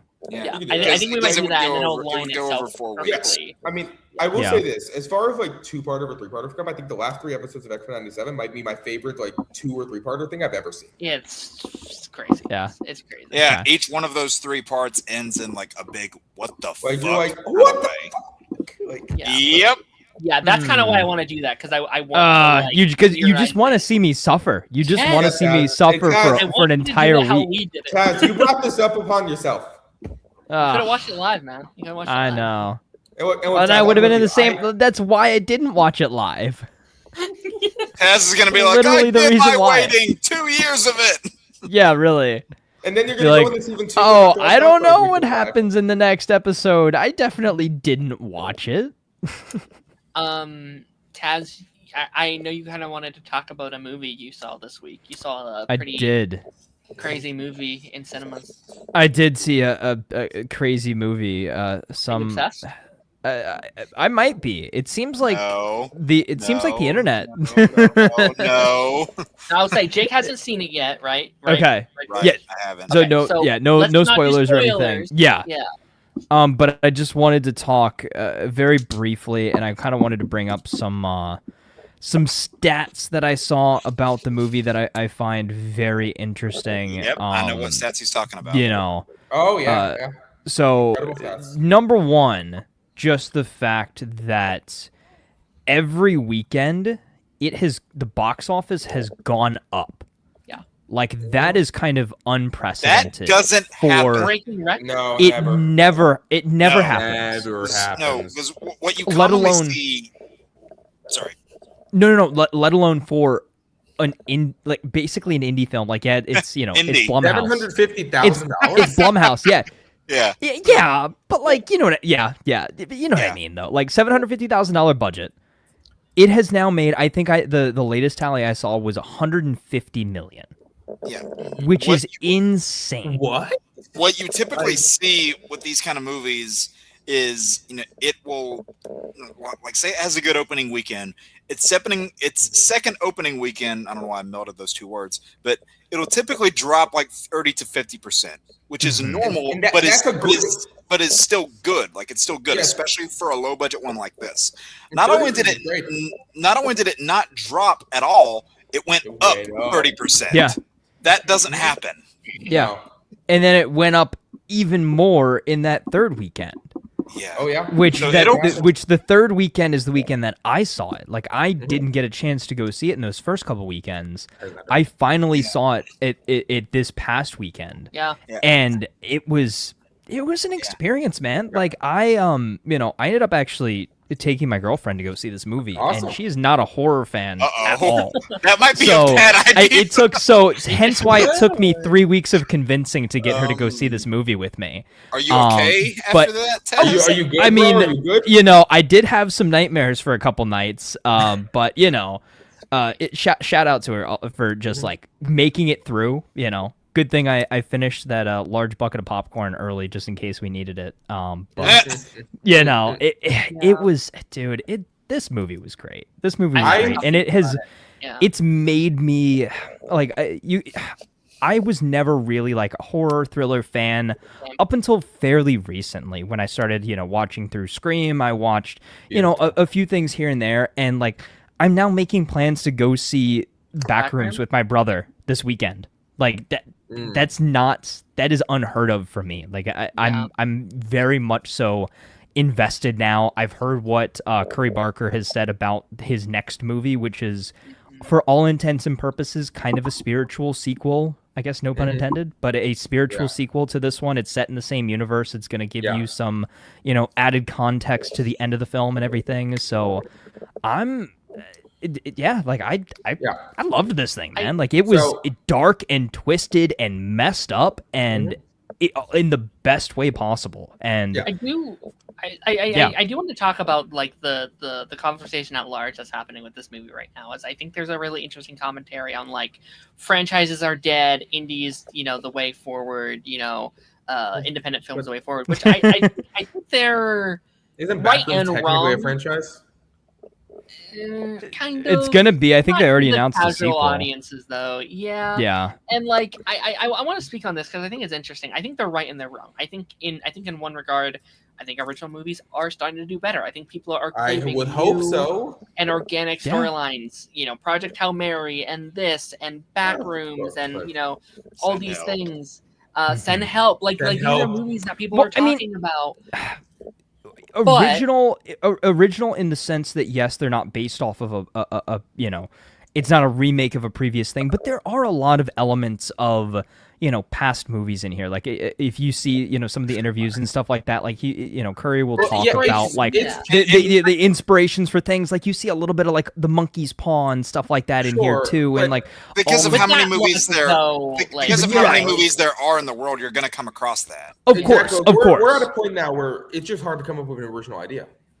You can do what's called remixing. So you take an idea or you take a concept that exists. So you take 15% of something that's already out there, and then you twist that remaining 85% into it that makes it distinct and new, quote unquote. You can tell, like, you can use the same skeleton structure, but just fill it in with different things. Yeah, and I think just the 2010s just original stuff just started to like get lost, and it's trying to find its way back. It's hard to sell it, right? It's hard to sell someone on a completely new thing when money is an issue. But unless you're Christopher Nolan, pretty much. I mean, some of the original stuff in the 2010s were Best Picture winners. So And I also just want to I think like one of the big commentaries of this is like Mandalorian and Grogu is like a sign that film like franchises are all dying, and I will say it's crazy that this beat Star Wars though. But I don't know if it's a good representation of this argument. Like I'm not saying they're wrong necessarily. Like I do think we're seeing a switch up, but we have to also keep in mind Mandalorian and Grogu was a movie based on 3 seasons of a 3-season television show and yeah. a TV show during COVID. Like, I don't think this is a good metric. I think we need to yes, look, but next year is the metric. I think we need to I will say though, to your same credit though, it should be that popular though. If they've had 3 seasons plus some Book of Boba Fett stuff, now they're coming out with a movie. Plus you got cute little baby Yoda. Plus it's the first Star Wars movie to come out since 2019. It should have been a recipe to print money. It should have at least made $500 million. In the first few weekends. Season 3 of Mandalorian really killed the hype for that franchise. That's another thing. It did. Yeah. I think Boba Fett. I wonder how this would. I really do think. I wonder how this would have done post season 2, right off of the hype of Luke taking Grogu, them doing the big thing. Everyone in the world felt like that, like they were watching the show. I think we would have run to the exact same spot because it is an undoing. No, well, it's an undoing of the season 2 finale. I will always go back to that season 2 finale of saying that was the last time the Mandalorian was I agree. good, right? Is the moment that we then jumped into Book of Boba Fett and we immediately undo the emotional impact of the ending of season 2 and then carry that into season 3, which was just Mando and Grogu mission, status quo as normal kind of stuff. And then that's exactly what this movie seems to be. And again, as a massive Star Wars fan, I chose to go see Obsession instead of Star Wars. Yeah. I am, I'm going to choose to go see Backrooms this weekend instead of seeing the Mandalorian again. Like, I've been saying this for years. Like, I don't know why this is the first Star Wars movie to come out in 7 years. The one that's coming out next year should have come out first. It The Ryan Gosling Starfighter. Yes, I agree. But I think as executives, Disney thought that this was their best bet because this is their most recognizable IP at the moment. I mean, it's been like the most it's still one of the most profitable Star Wars thing they have. Like, Baby Yoda has made them millions, so I get it. Again, I mean, look at this. Yeah, Baby Yoda. More baby. But again, I think. Come on. The homework thing. I do. I agree. I think this is the last time we're going to see straight to streaming series get a film adaptation in this way, at least on a big scale. I agree. So the thing about the homework thing, like Marvel finally starting to not do it as much, which is nice. And then I think Star Wars is going to learn not to do it as much. Thank you. Oh yeah, Darren, happy birthday. Thank you. Yeah, I think like Thunderbolts is interesting because Thunderbolts is one of the best things they put out in the last 10 years. And I fucking love it. Thunderbolts is awesome. It's hard. It was harder to market because it's like, well, I haven't seen this. I haven't seen this. I haven't seen this. Thunderbolts is one of the only things that gets better. You have to, Jake, but audiences thought they did, right? And I think it's the same thing here. Yeah. You do not have to see any of the Mandalorian watches. I fully stand by that. No, if this is the first Star Wars thing you ever watch, I think you're honestly fine. Technically, too, you should have seen the original Clone Wars movie too to know who Road to the Hutt is. I watched the original Clone Wars movie last month for the exact reason. Yeah, I guarantee you do not need to.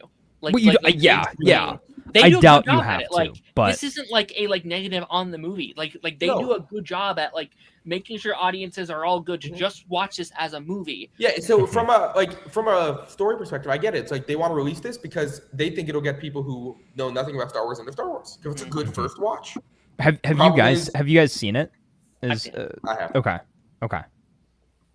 I've not. As of yet, yeah. Like, to be fair, I saw it with people who aren't Star Wars fans, and they liked it. Okay. So I could tell it's something for people. Like Mandalorian it's fun. Mandalorian was my first Star Wars anything, as I said before. And I think if I watched Mandalorian and Grogu, I think I would have thought the same way. It would have just been a fun adventure. It's There's some production stuff though where I'm like, but I think I gave it a 3.5 on Letterboxd, which is fine. It's fine. Yeah. Is there a time in which you say something just being fine is not enough? Like especially for Star Wars, right? Again, Star Wars is supposed to be this big thing, and again, for that triumphant return to the big screen, this should have been at least like a 8 out of 10 great Star Wars movie. If you look but at Triumphant it doesn't Returns, sound like it was. I mean, if you look at Triumphant Returns, you've got Force Awakens, which was a big return to the franchise. But then you also have Phantom Menace. And I don't Phantom Menace is so both of those were parts of the Skywalker saga and episodes, though. This did not have marketing brand on it. No. So that's true. And I think you would have been in the same boat. Honestly, as a studio exec, your better bet to release was Mandalorian just because of the recognizability of it. You would have been in the exact same boat if you released Starfighter first, right? It would have been like it'd have been like, yeah, cool, Ryan Gosling's in this movie, but what the heck is this, Starfighter thing about? I don't know. Like, I think you is just need this something Star else Wars? with it. Is this not? Like, I think that they were like, it's going to be 8 years until we get a Star Wars movie. What's something we can put out like next year? Here's the thing. Here's what my box office smash hit would have been. It would have been your Heir to the Empire movie. You advertise Luke Skywalker as being a massive part of it. You cast Sebastian Stan as Luke, so you don't have to CGI his face the entire time. You have the Mandalorian. You have Ahsoka. You have all of these legacy characters with some of your Rebels crew and stuff like that. And Grand Admiral Thrawn is your villain, and you go to town. I think that's what you do for a triumphant Star Wars return. Basically make it the bookend for Clone Wars, the bookend for Rebels, and the bookend for your Mandalorian and Ahsoka shows, and then leave the door open for things in the future. Maybe you transition Cal Kestis from the games to now maybe he gets a show post this movie, his third game. It could have been their maybe endgame, Exactly. Maybe you get more of the Rebels crew. Maybe you get kind of like, Star Wars Rebels 2.0. You get, Luke's Jedi Academy or something like that. Or Luke could have an animated series. If they really don't want to recap, just do an animated series. Do an animated series. Mark Hamill loves voice acting. You'll do great. Just do an animated series. That would be great. That would be wonderful, especially with how good the animation has been for Maul. Literally just do Clone Wars Maul animation. Yeah, boom. And make it, again, Star Wars New Jedi Order or something like that, and it is just Luke. Yeah, and I think Mark Hamill would actually be up for it too. I do too. All right, I'm gonna cut this off here before we go down another large tangent. Down the Star Wars rabbit hole. If you're cutting this off here, I think this is where I do have to go though. Okay, buddy. All right, you have a great night. Do you have anything that you'd like to shout out? I just noticed your shirt, Ben. I hadn't noticed it previously. Do you have anything you want to shout out, bud? At the moment, no. I mean, just follow me on Instagram, Twitter, Ben Test with 5 S's. All right, man. You have a great week, and we'll catch you next week. Yes, I will be here next week. Catch you guys later. All right, buddy. All right, peace, man. Peace. Bye. All right.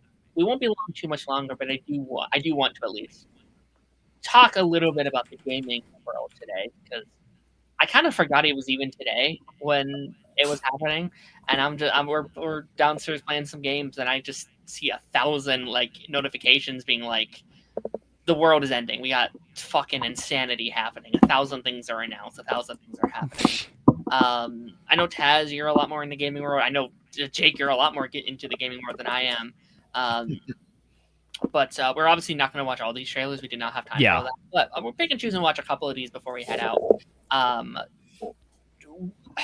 Do we want to start with Wolverine and then kind of make our way through? I feel like that would probably be the one that people care Wait, did they not even list Wolverine on there? Oh, did they not? No. No way they didn't. That's crazy.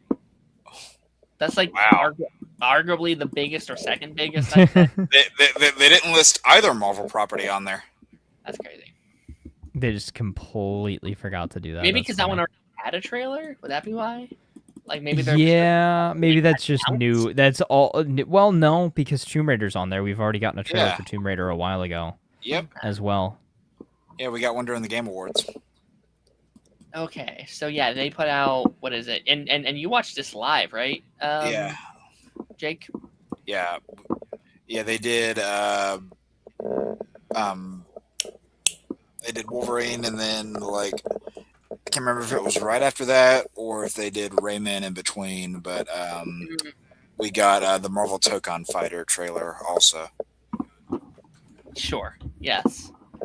Which I don't think that game's for me, but I like all the announcements they keep. For it. Yeah. I mean, I like cool characters connected.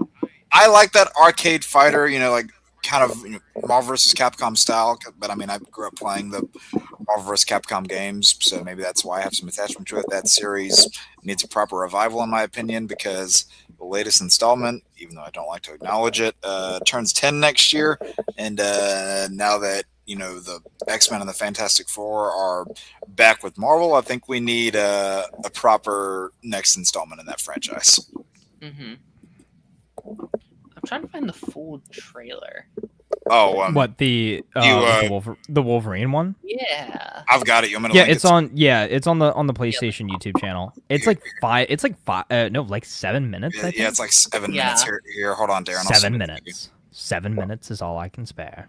6 or 7. Right. No, just 7. No. There you go. Got it. Yeah, I got it. Cool. Alrighty. Yeah, I haven't seen this yet. I saw some. Already started playing. Give me a second. This will be the third time I've seen this today. And then, just so you know, the God of War trailer is like 25 minutes. Yeah. So we don't need to necessarily. Okay, yeah, we're not gonna watch that. That's then. a lot. Yeah. Which. But it looks great. It's Yeah. Karen Page, the video game, so that's fun. Yeah. I mean, I liked it a lot, but I didn't know that she was in these games because once again, God of War games are something that I have been waiting to play on PC, and my computer wasn't good enough to run it for the longest time. I just got a new PC recently, and that is something that I need to play on it. Yeah. I'm looking forward to this one because I really liked the first one, and I loved Ragnarok. Yeah. Yeah, I mean, they look great. Something I would not say in another context, but this game, God of War Ragnarok, I really like, and Darren is frozen there on that screen. He's so surprised by how... He's surprised that the game is mature rated, that there's going to be intense violence, blood and gore, partial nudity, strong language, drug references. But the biggest surprise of all is in-game purchases. Yeah. Screw microtransactions. Did we see the deluxe edition content and stuff like that? Did you see? Yeah. Yeah. Did you? Yes. And so they're going with the same kind of like you get some early unlocks just like you did in Spider-Man. So it's somewhat pay to win again, kind of for the early edition. Well, here I can actually let me pull that up then while we're waiting for Darren to come back. Here, I'm gonna send it to you. Oh no, you're good. You're good. Here I can pull. Okay. Well, because he hasn't seen the trailer yet, so I'll just pull up the deluxe edition stuff that we can kind of take a look at and see. Holy Jesus! So the skins look good. Like the skins look great. Again, your early unlocks, your PlayStation avatars for your pre-order bonuses. I don't, who really cares about that stuff. This is stuff that you'll be able to get even if you don't buy the edition of the game. So it's going to be, again, it's Insomniac, so it'll be very similar to how how the two Spider-Man games have previously been set up. You'll be able to, buy these things separately or do a little deluxe edition upgrade or something like that. Yeah. And then as far as I know as well, if I pull up here, there's a little bit of info for the actual kind of like story stuff. And then we'll kind of talk more about this once we've actually seen the game itself. But new story details for the Wolverine game. X-Men do not exist in this universe. Mutants live in hiding, and most of the world don't know they exist. Logan is part of Team X, a group who save mutants around the world. Yep. Low gore paths are available for people who are squeamish about blood and guts. Mystique, Sabretooth. It's a mature rated game. Drop down this bit before Darren looks at it too much. Yeah. I've seen that screenshot a lot already. Okay.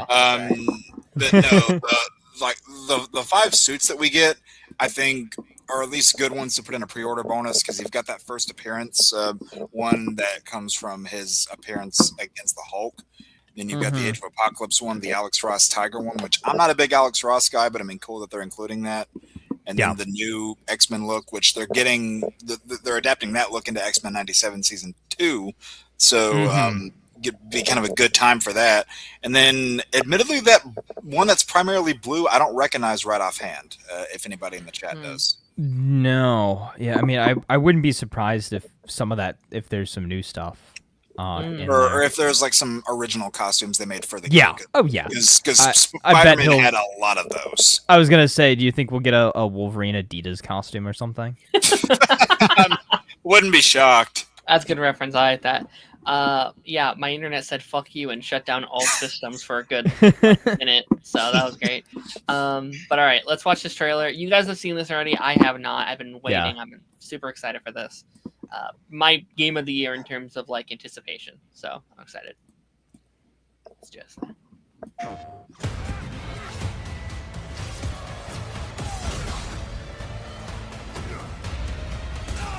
Did we all like the Spider-Man games?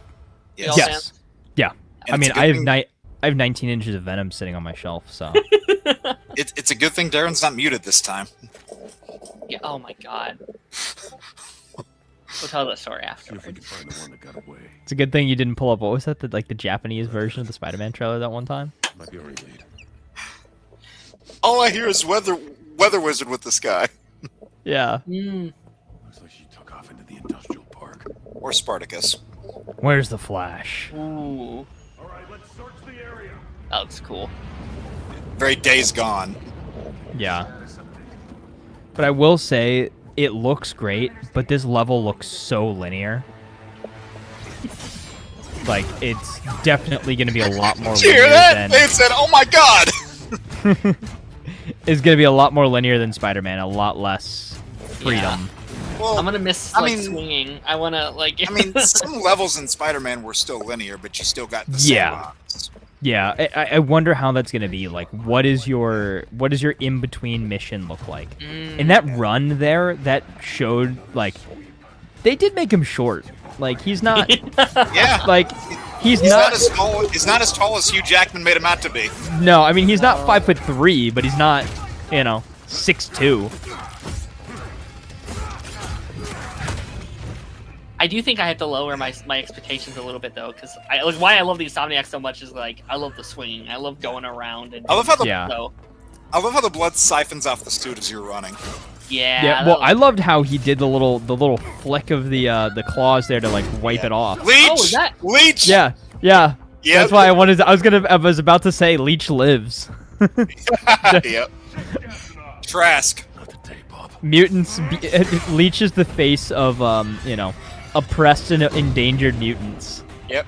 The only thing I'm not sure about is like the statement of like the X-Men doesn't exist here. Or something. Darth Maul. Yeah. That looked like Darth Maul, didn't it? Yeah. I don't like that either. I think it's maybe only to tie in, because I would assume since it's Insomniac, it's the same universe as Spider-Man. It has to be. Unless they want to do it current day, but that would also be kind of weird with Oh. Jean Grey. Like how does Jean Grey fit into all this if there's no X-Men? Yeah. Wolverine being separate Right. from the X-Men makes sense. Her. Again, unless they want to do like a new take on it where it's like current day and they're kind of older. There you are. Yeah, it's like now they're forming the X-Men. Now they're established, Hey. which could be cool if done right. Hey, they said the X-Men don't exist. It doesn't mean they didn't. Don't worry, That's true. you're not going anywhere. And Wolverine has so many female partners. She does kind of look like. If I didn't know, I'd guess that was Black Widow based on just the look of it. Like, it I would kinda have looks thought like that Widow. was. I thought that was MJ with powers. A few people were saying Scarlet Witch. I could see that too. Yeah. Damn, Actually, this it's, gameplay looks so good. Combat looks great. Oh! It's what's her name? Cheryl from Riverdale, actually. Oh my god. Which basically was Scarlet Witch Scarlet by Witch. the end. Yeah. Yep. Ooh. Ooh. I do like how they've said that he can die. I figured he was, but I do like their version of like, yeah, if he gets like stabbed in the heart, he'll die, just like anyone else. Yeah, I mean, he can't survive getting his head chopped off. I like that the environmental takedown where he kicked him into the forklift. Yeah. Yeah. If he was He, like, impaled him on the thing. if he was Leon Kennedy, he would have been like, I guess you're not forklift certified. And I love the tag team takedown with Jean. Yeah. Yeah, that Reminds me of, like, the dual play gameplay and stuff in like the Arkham games. Yeah. Well, this does have a bit of an Arkham feel. Like, I mean, just like Spider-Man does. This already seems like it has a bit of an Arkham feel to it. Yeah, this is definitely a game I'll play with my door closed when no one else is around. Yeah. Not like Spider-Man where I just played in my living room and have fun. Without anyone. And, you know, Darren, if you turn this on easy mode by accident, you might not be able to die. I never said I did that on accident, Nick. That was completely unpurposeful. I'm really excited for all the like the motorcycle stuff though. Like I feel like that might be the equivalent of like. I want to see if you have like customizable bikes or something. Like bike I think they knew they needed. Well, that's why I kind of hope there is a bit of like an open worldness to it, like, or at least you can like. All the missions maybe are connected in the fact that you can maybe backtrack on your motorcycle between missions to like explore areas again. Yeah, I imagine you probably can. Oh, this part's cool. Oh yeah.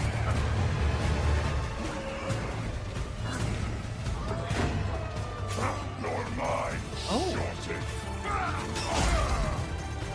Is this a comic character? That's no one important. It's just a Reaver. Yeah. And so, yeah, what's about to happen here is very interesting to me. And I'm guessing this is an ability where he's almost dead. You spam square, and then you see how his health bar completely regenerated.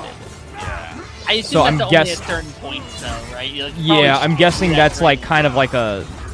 Oh, you know what they should call it? Last Stand. It's gonna be like Stand. one of those story-based QuickTime events. Yeah, that is cool though. I kind of like. Oh, that. and then here, shoot, Final Destination. Yeah. Yep. And they did the thing. Yep, right there. Yep. Let's fucking go. Indiana Jones right here. Yeah. This is gonna sound weird, but like this makes me really want the Hulk game. Just having the word like this big world you can just kind of like destroy and things crumble. They did that 20 there years is ago. one. Yeah, it was like, what was it? Hulk. Ultimate Destruction. Ultimate Destruction. Yes, I had that on the PS2. I loved that thing. Yeah. Best Hulk game. I love the suit damage too. Yeah. I saw some people saying that the suit like repairs itself at times. It looks like. Are you a superhero? Not kid. I'm Wolverine. I thought Leech got shot there for a second. Nah, kid. I'm Wolverine. So this wasn't a trailer. This is just more. footage. There's more. Yeah, this was a gameplay. Gameplay reveal. Yeah.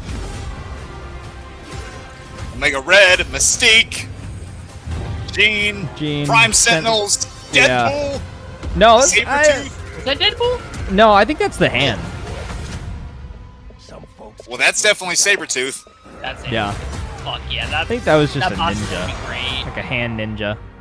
You might have to rewind it, but that looked like Deadpool. Nah. Hand ninja is what I'm gonna say. I mean, probably, but I mean, it wouldn't be the craziest thing in the world. It looks like Deadpool. I'm not gonna say Deadpool's not gonna be at least referenced in the game.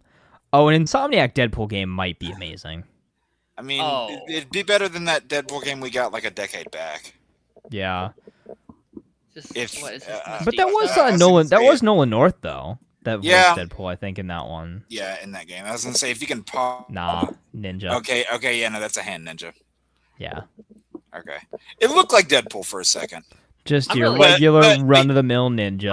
But it probably does tie into because there was a Easter egg to the hand in Spider-Man 2 that kind of hinted at their existence. So this might tie into that whole thing. I love the brown suit right there, by the way.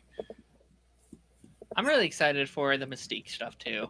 I know that got a lot of hate in the first trailer, but I don't know, man. It's good. It's they're fleshing out the universe. Like it would feel weird if it was just Wolverine. I mean, especially with how the Spider-Man game is very much so just him. Like you have references to the wider universe and stuff like that, but it's all just Spider-Man characters. It's nice to kind of flesh out the world a little bit more. It's like, okay, yeah. And I mean, it's not just Spider-Man and Miles Morales.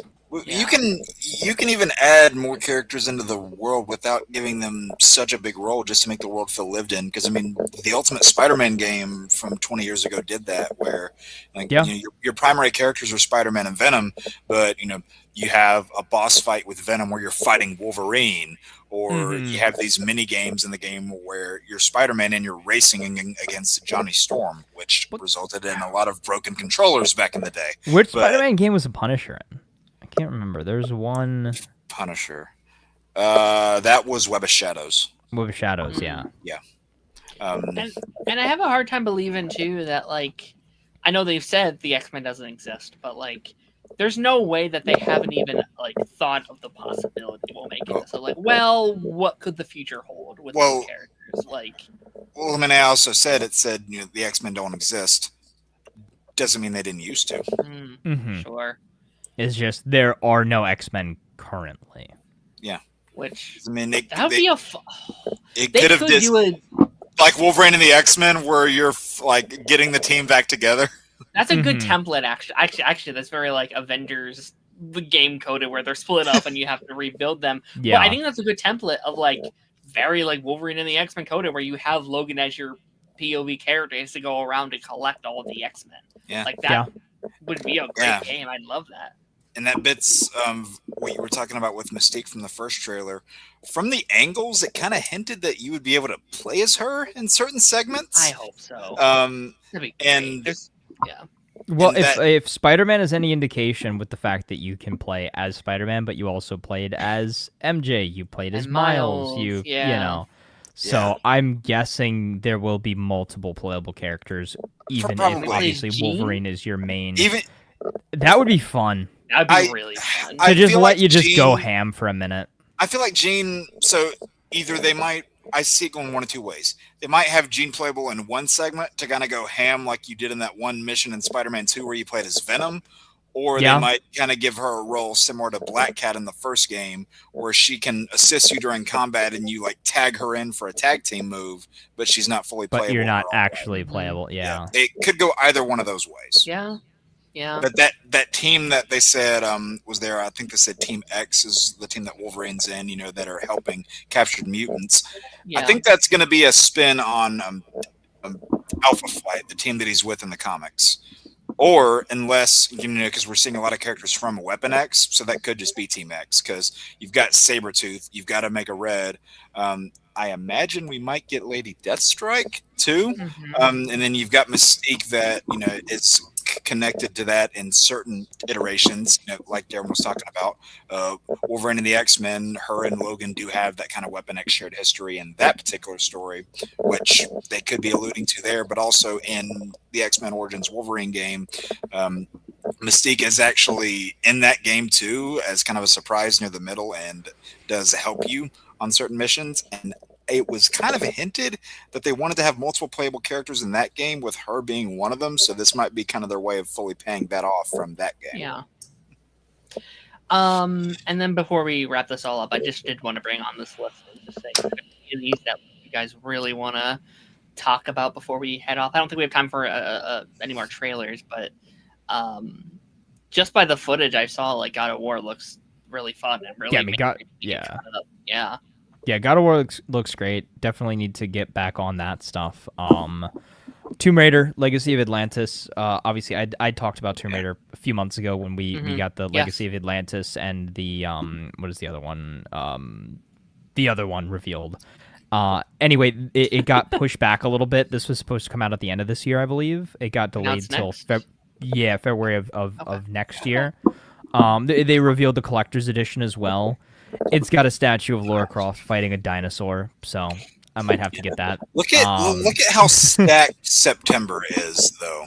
Yeah, it doesn't need to come out this year. There's so much stuff coming out, and also too, you see why September is so stacked, because they're avoiding that like October, November. They're trying to get things out before GTA. Yep, get it out the door before GTA comes out. Even Call of Duty this year is coming out in October again, which is, it's done it before, but it hasn't done so recently. So it is very interesting to see every game coming out in the fall kind of being afraid of GTA.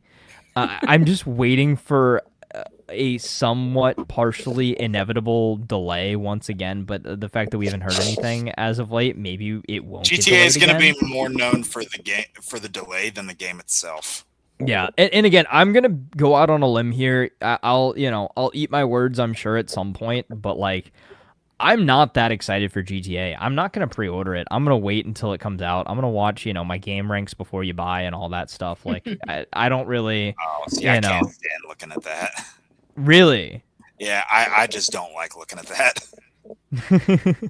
I don't know, because when you're spending 60, 70, 80 bucks, probably even $100 on a game, nowadays, like I've got to know what I'm getting. And, something like, you're seeing your Wolverine trailers and stuff like that. You know what you're getting yourself into with that because you played Spider-Man. You played Spider-Man 2. I'm a fan of Insomniac. I'm always going to buy their games just because, again, I've been a fan of their games since Ratchet and Clank back in the day. But with something like, with GTA, I'm not as, not as excited for it, I think, as other people are, just because I put in my time with GTA 5. I still don't think Vice City's been topped.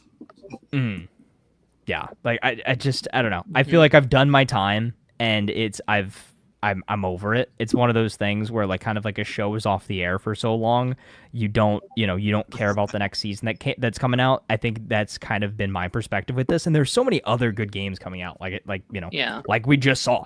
You got your Wolverine coming out. You got your God of War coming out. You've got, again, Tomb Raider. I'm very excited for. I saw as well that the new Until Dawn game coming out, which I need to still play.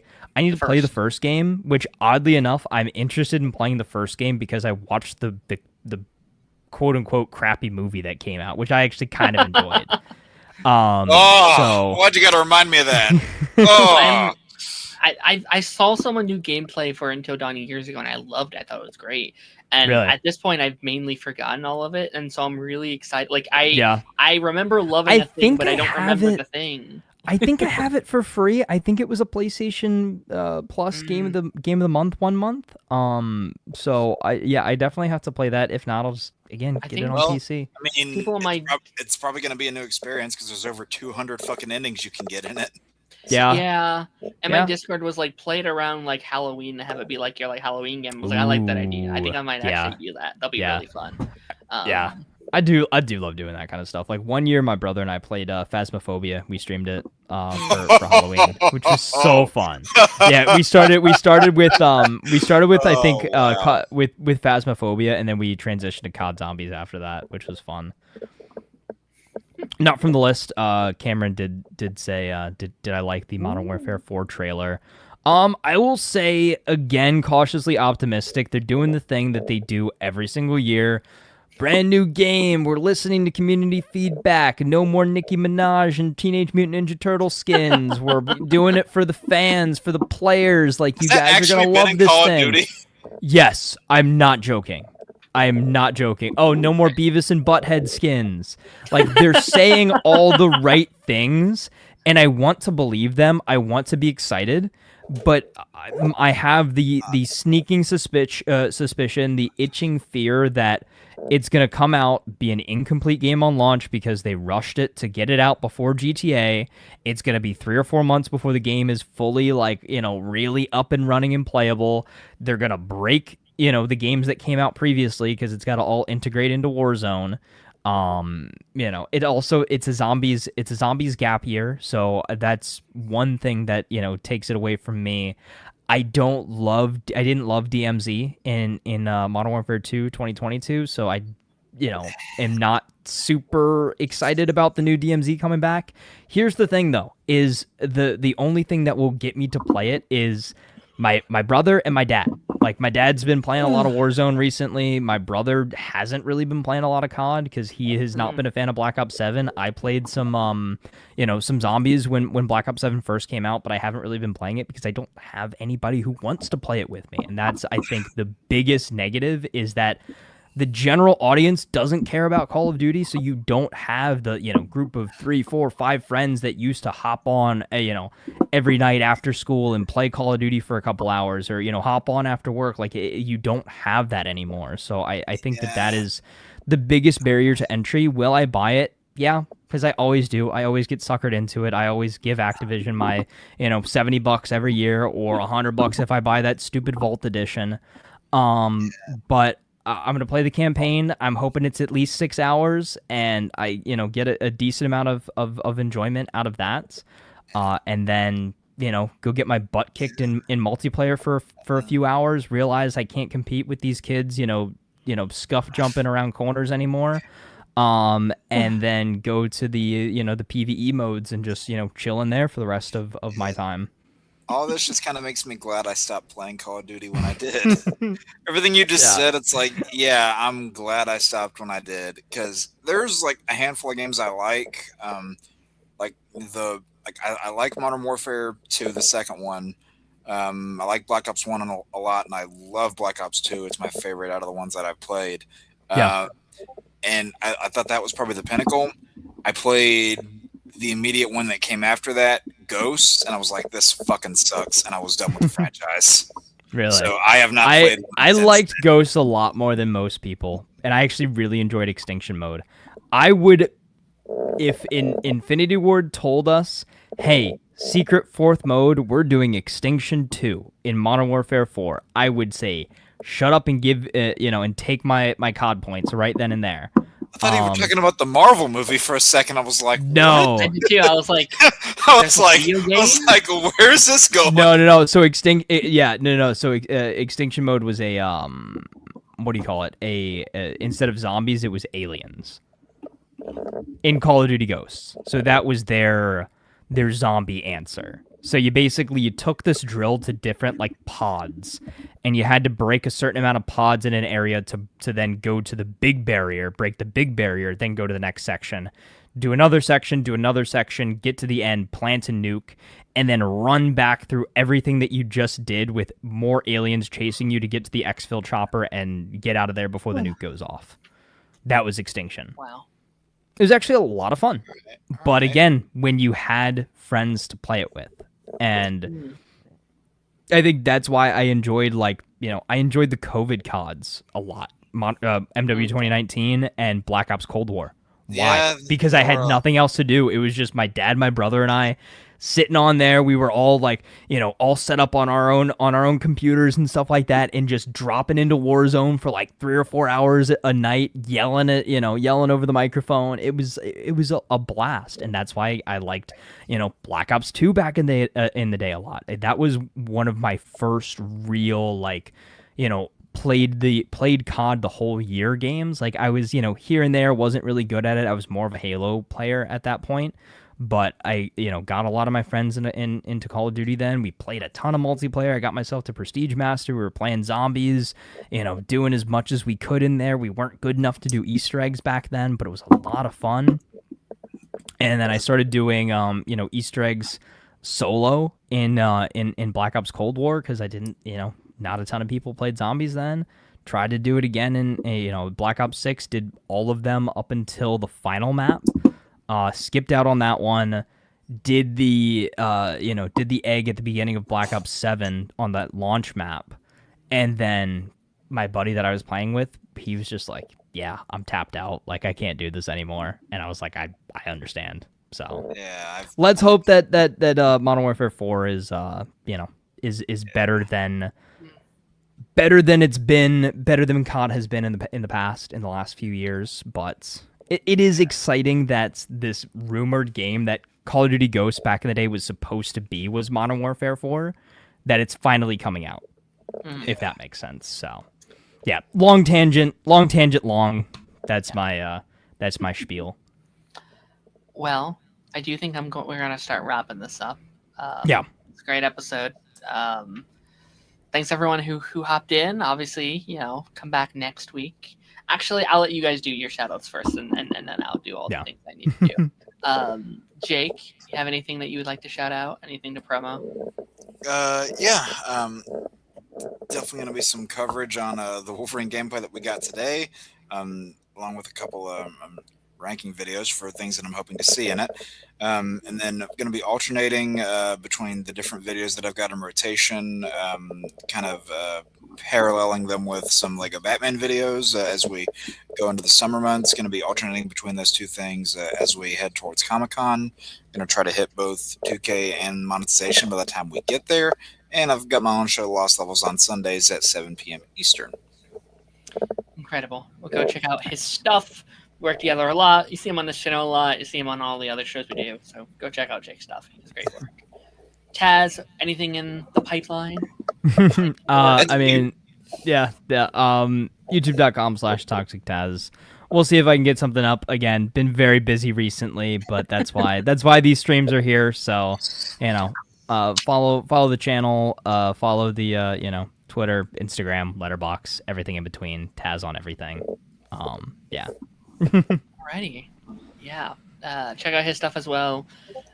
When he makes stuff, it's fantastic. So make sure you're ready. Yeah, it's the anticipation, right? Yeah. Savor the anticipation. Exactly. We're gonna have some time. Yeah, for sure. Tune back in next week. Next week will be an interesting. Obviously, I think we're gonna do episodes 6 and 7 of X-Men 97. Kind of rhymes. Knew someone was gonna do it. It won't be me. I need to confirm with him, but I think Alan will be joining us next week as we are going to be going into the Euphoria finale. Series ended this week. I need to get caught up, but I will get caught up to talk with him. And then we also do Spider-Man Noir. So we have a very packed episode next week, but some great stuff nonetheless. I still have only watched the first episode of Spider-Man Noir. I've been pretty busy. But I'm excited just to fully hop in after these next couple of crazy days. Nice. What else I got working on? I have a couple things. Wednesday, tomorrow, I will be hosting Council of Creators, which I don't want to completely confirm, but I think you two are confirmed, maybe, possibly. I think so. Jeffrey asked, has confirmed tomorrow? Because I said I guess exclusive. Yes. I said I'm confirming. I was like, I think Taz is confirmed, but don't go tell him he's on if he's not on. I don't want him to be like, oh yeah, he's on when he's not on. But I mean, you've heard it from the horse's mouth right here. I will be there tomorrow as long as Darren still wants me. So actually, don't want you now, Taz. Actually, oh dang, okay. It's crazy. I mean, I said all I right, was change down. my calendar. Instead of council, cry for 3 hours. Gotcha. Yeah, gotcha. As I say, I mean, I said I was down, but I mean, you could just turn around and give me the big fuck you if you wanted to. I could. Kingdom Hearts also starts tomorrow. I'm starting my Kingdom Hearts 2 journey. So anyone who's one journey, we're on to 2. And then Pipeline Thursday, we're continuing our MC retrospective series with what is it? I haven't watched them yet. Black Widow and Shang-Chi? Is it Shang-Chi? I think it's Shang-Chi. Yes. Thank you, Tess. Or Jake, whatever. I'm like, I didn't say anything. But yeah, fun stuff coming. Great shows ahead. We're gonna start getting some crazy shows coming back. Superman's coming back here shortly, and we got some cool Summer Lanterns is August, and we got some fun stuff coming.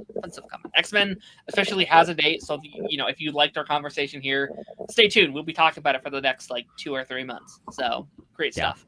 And yeah, without further ado, I'll catch you guys later.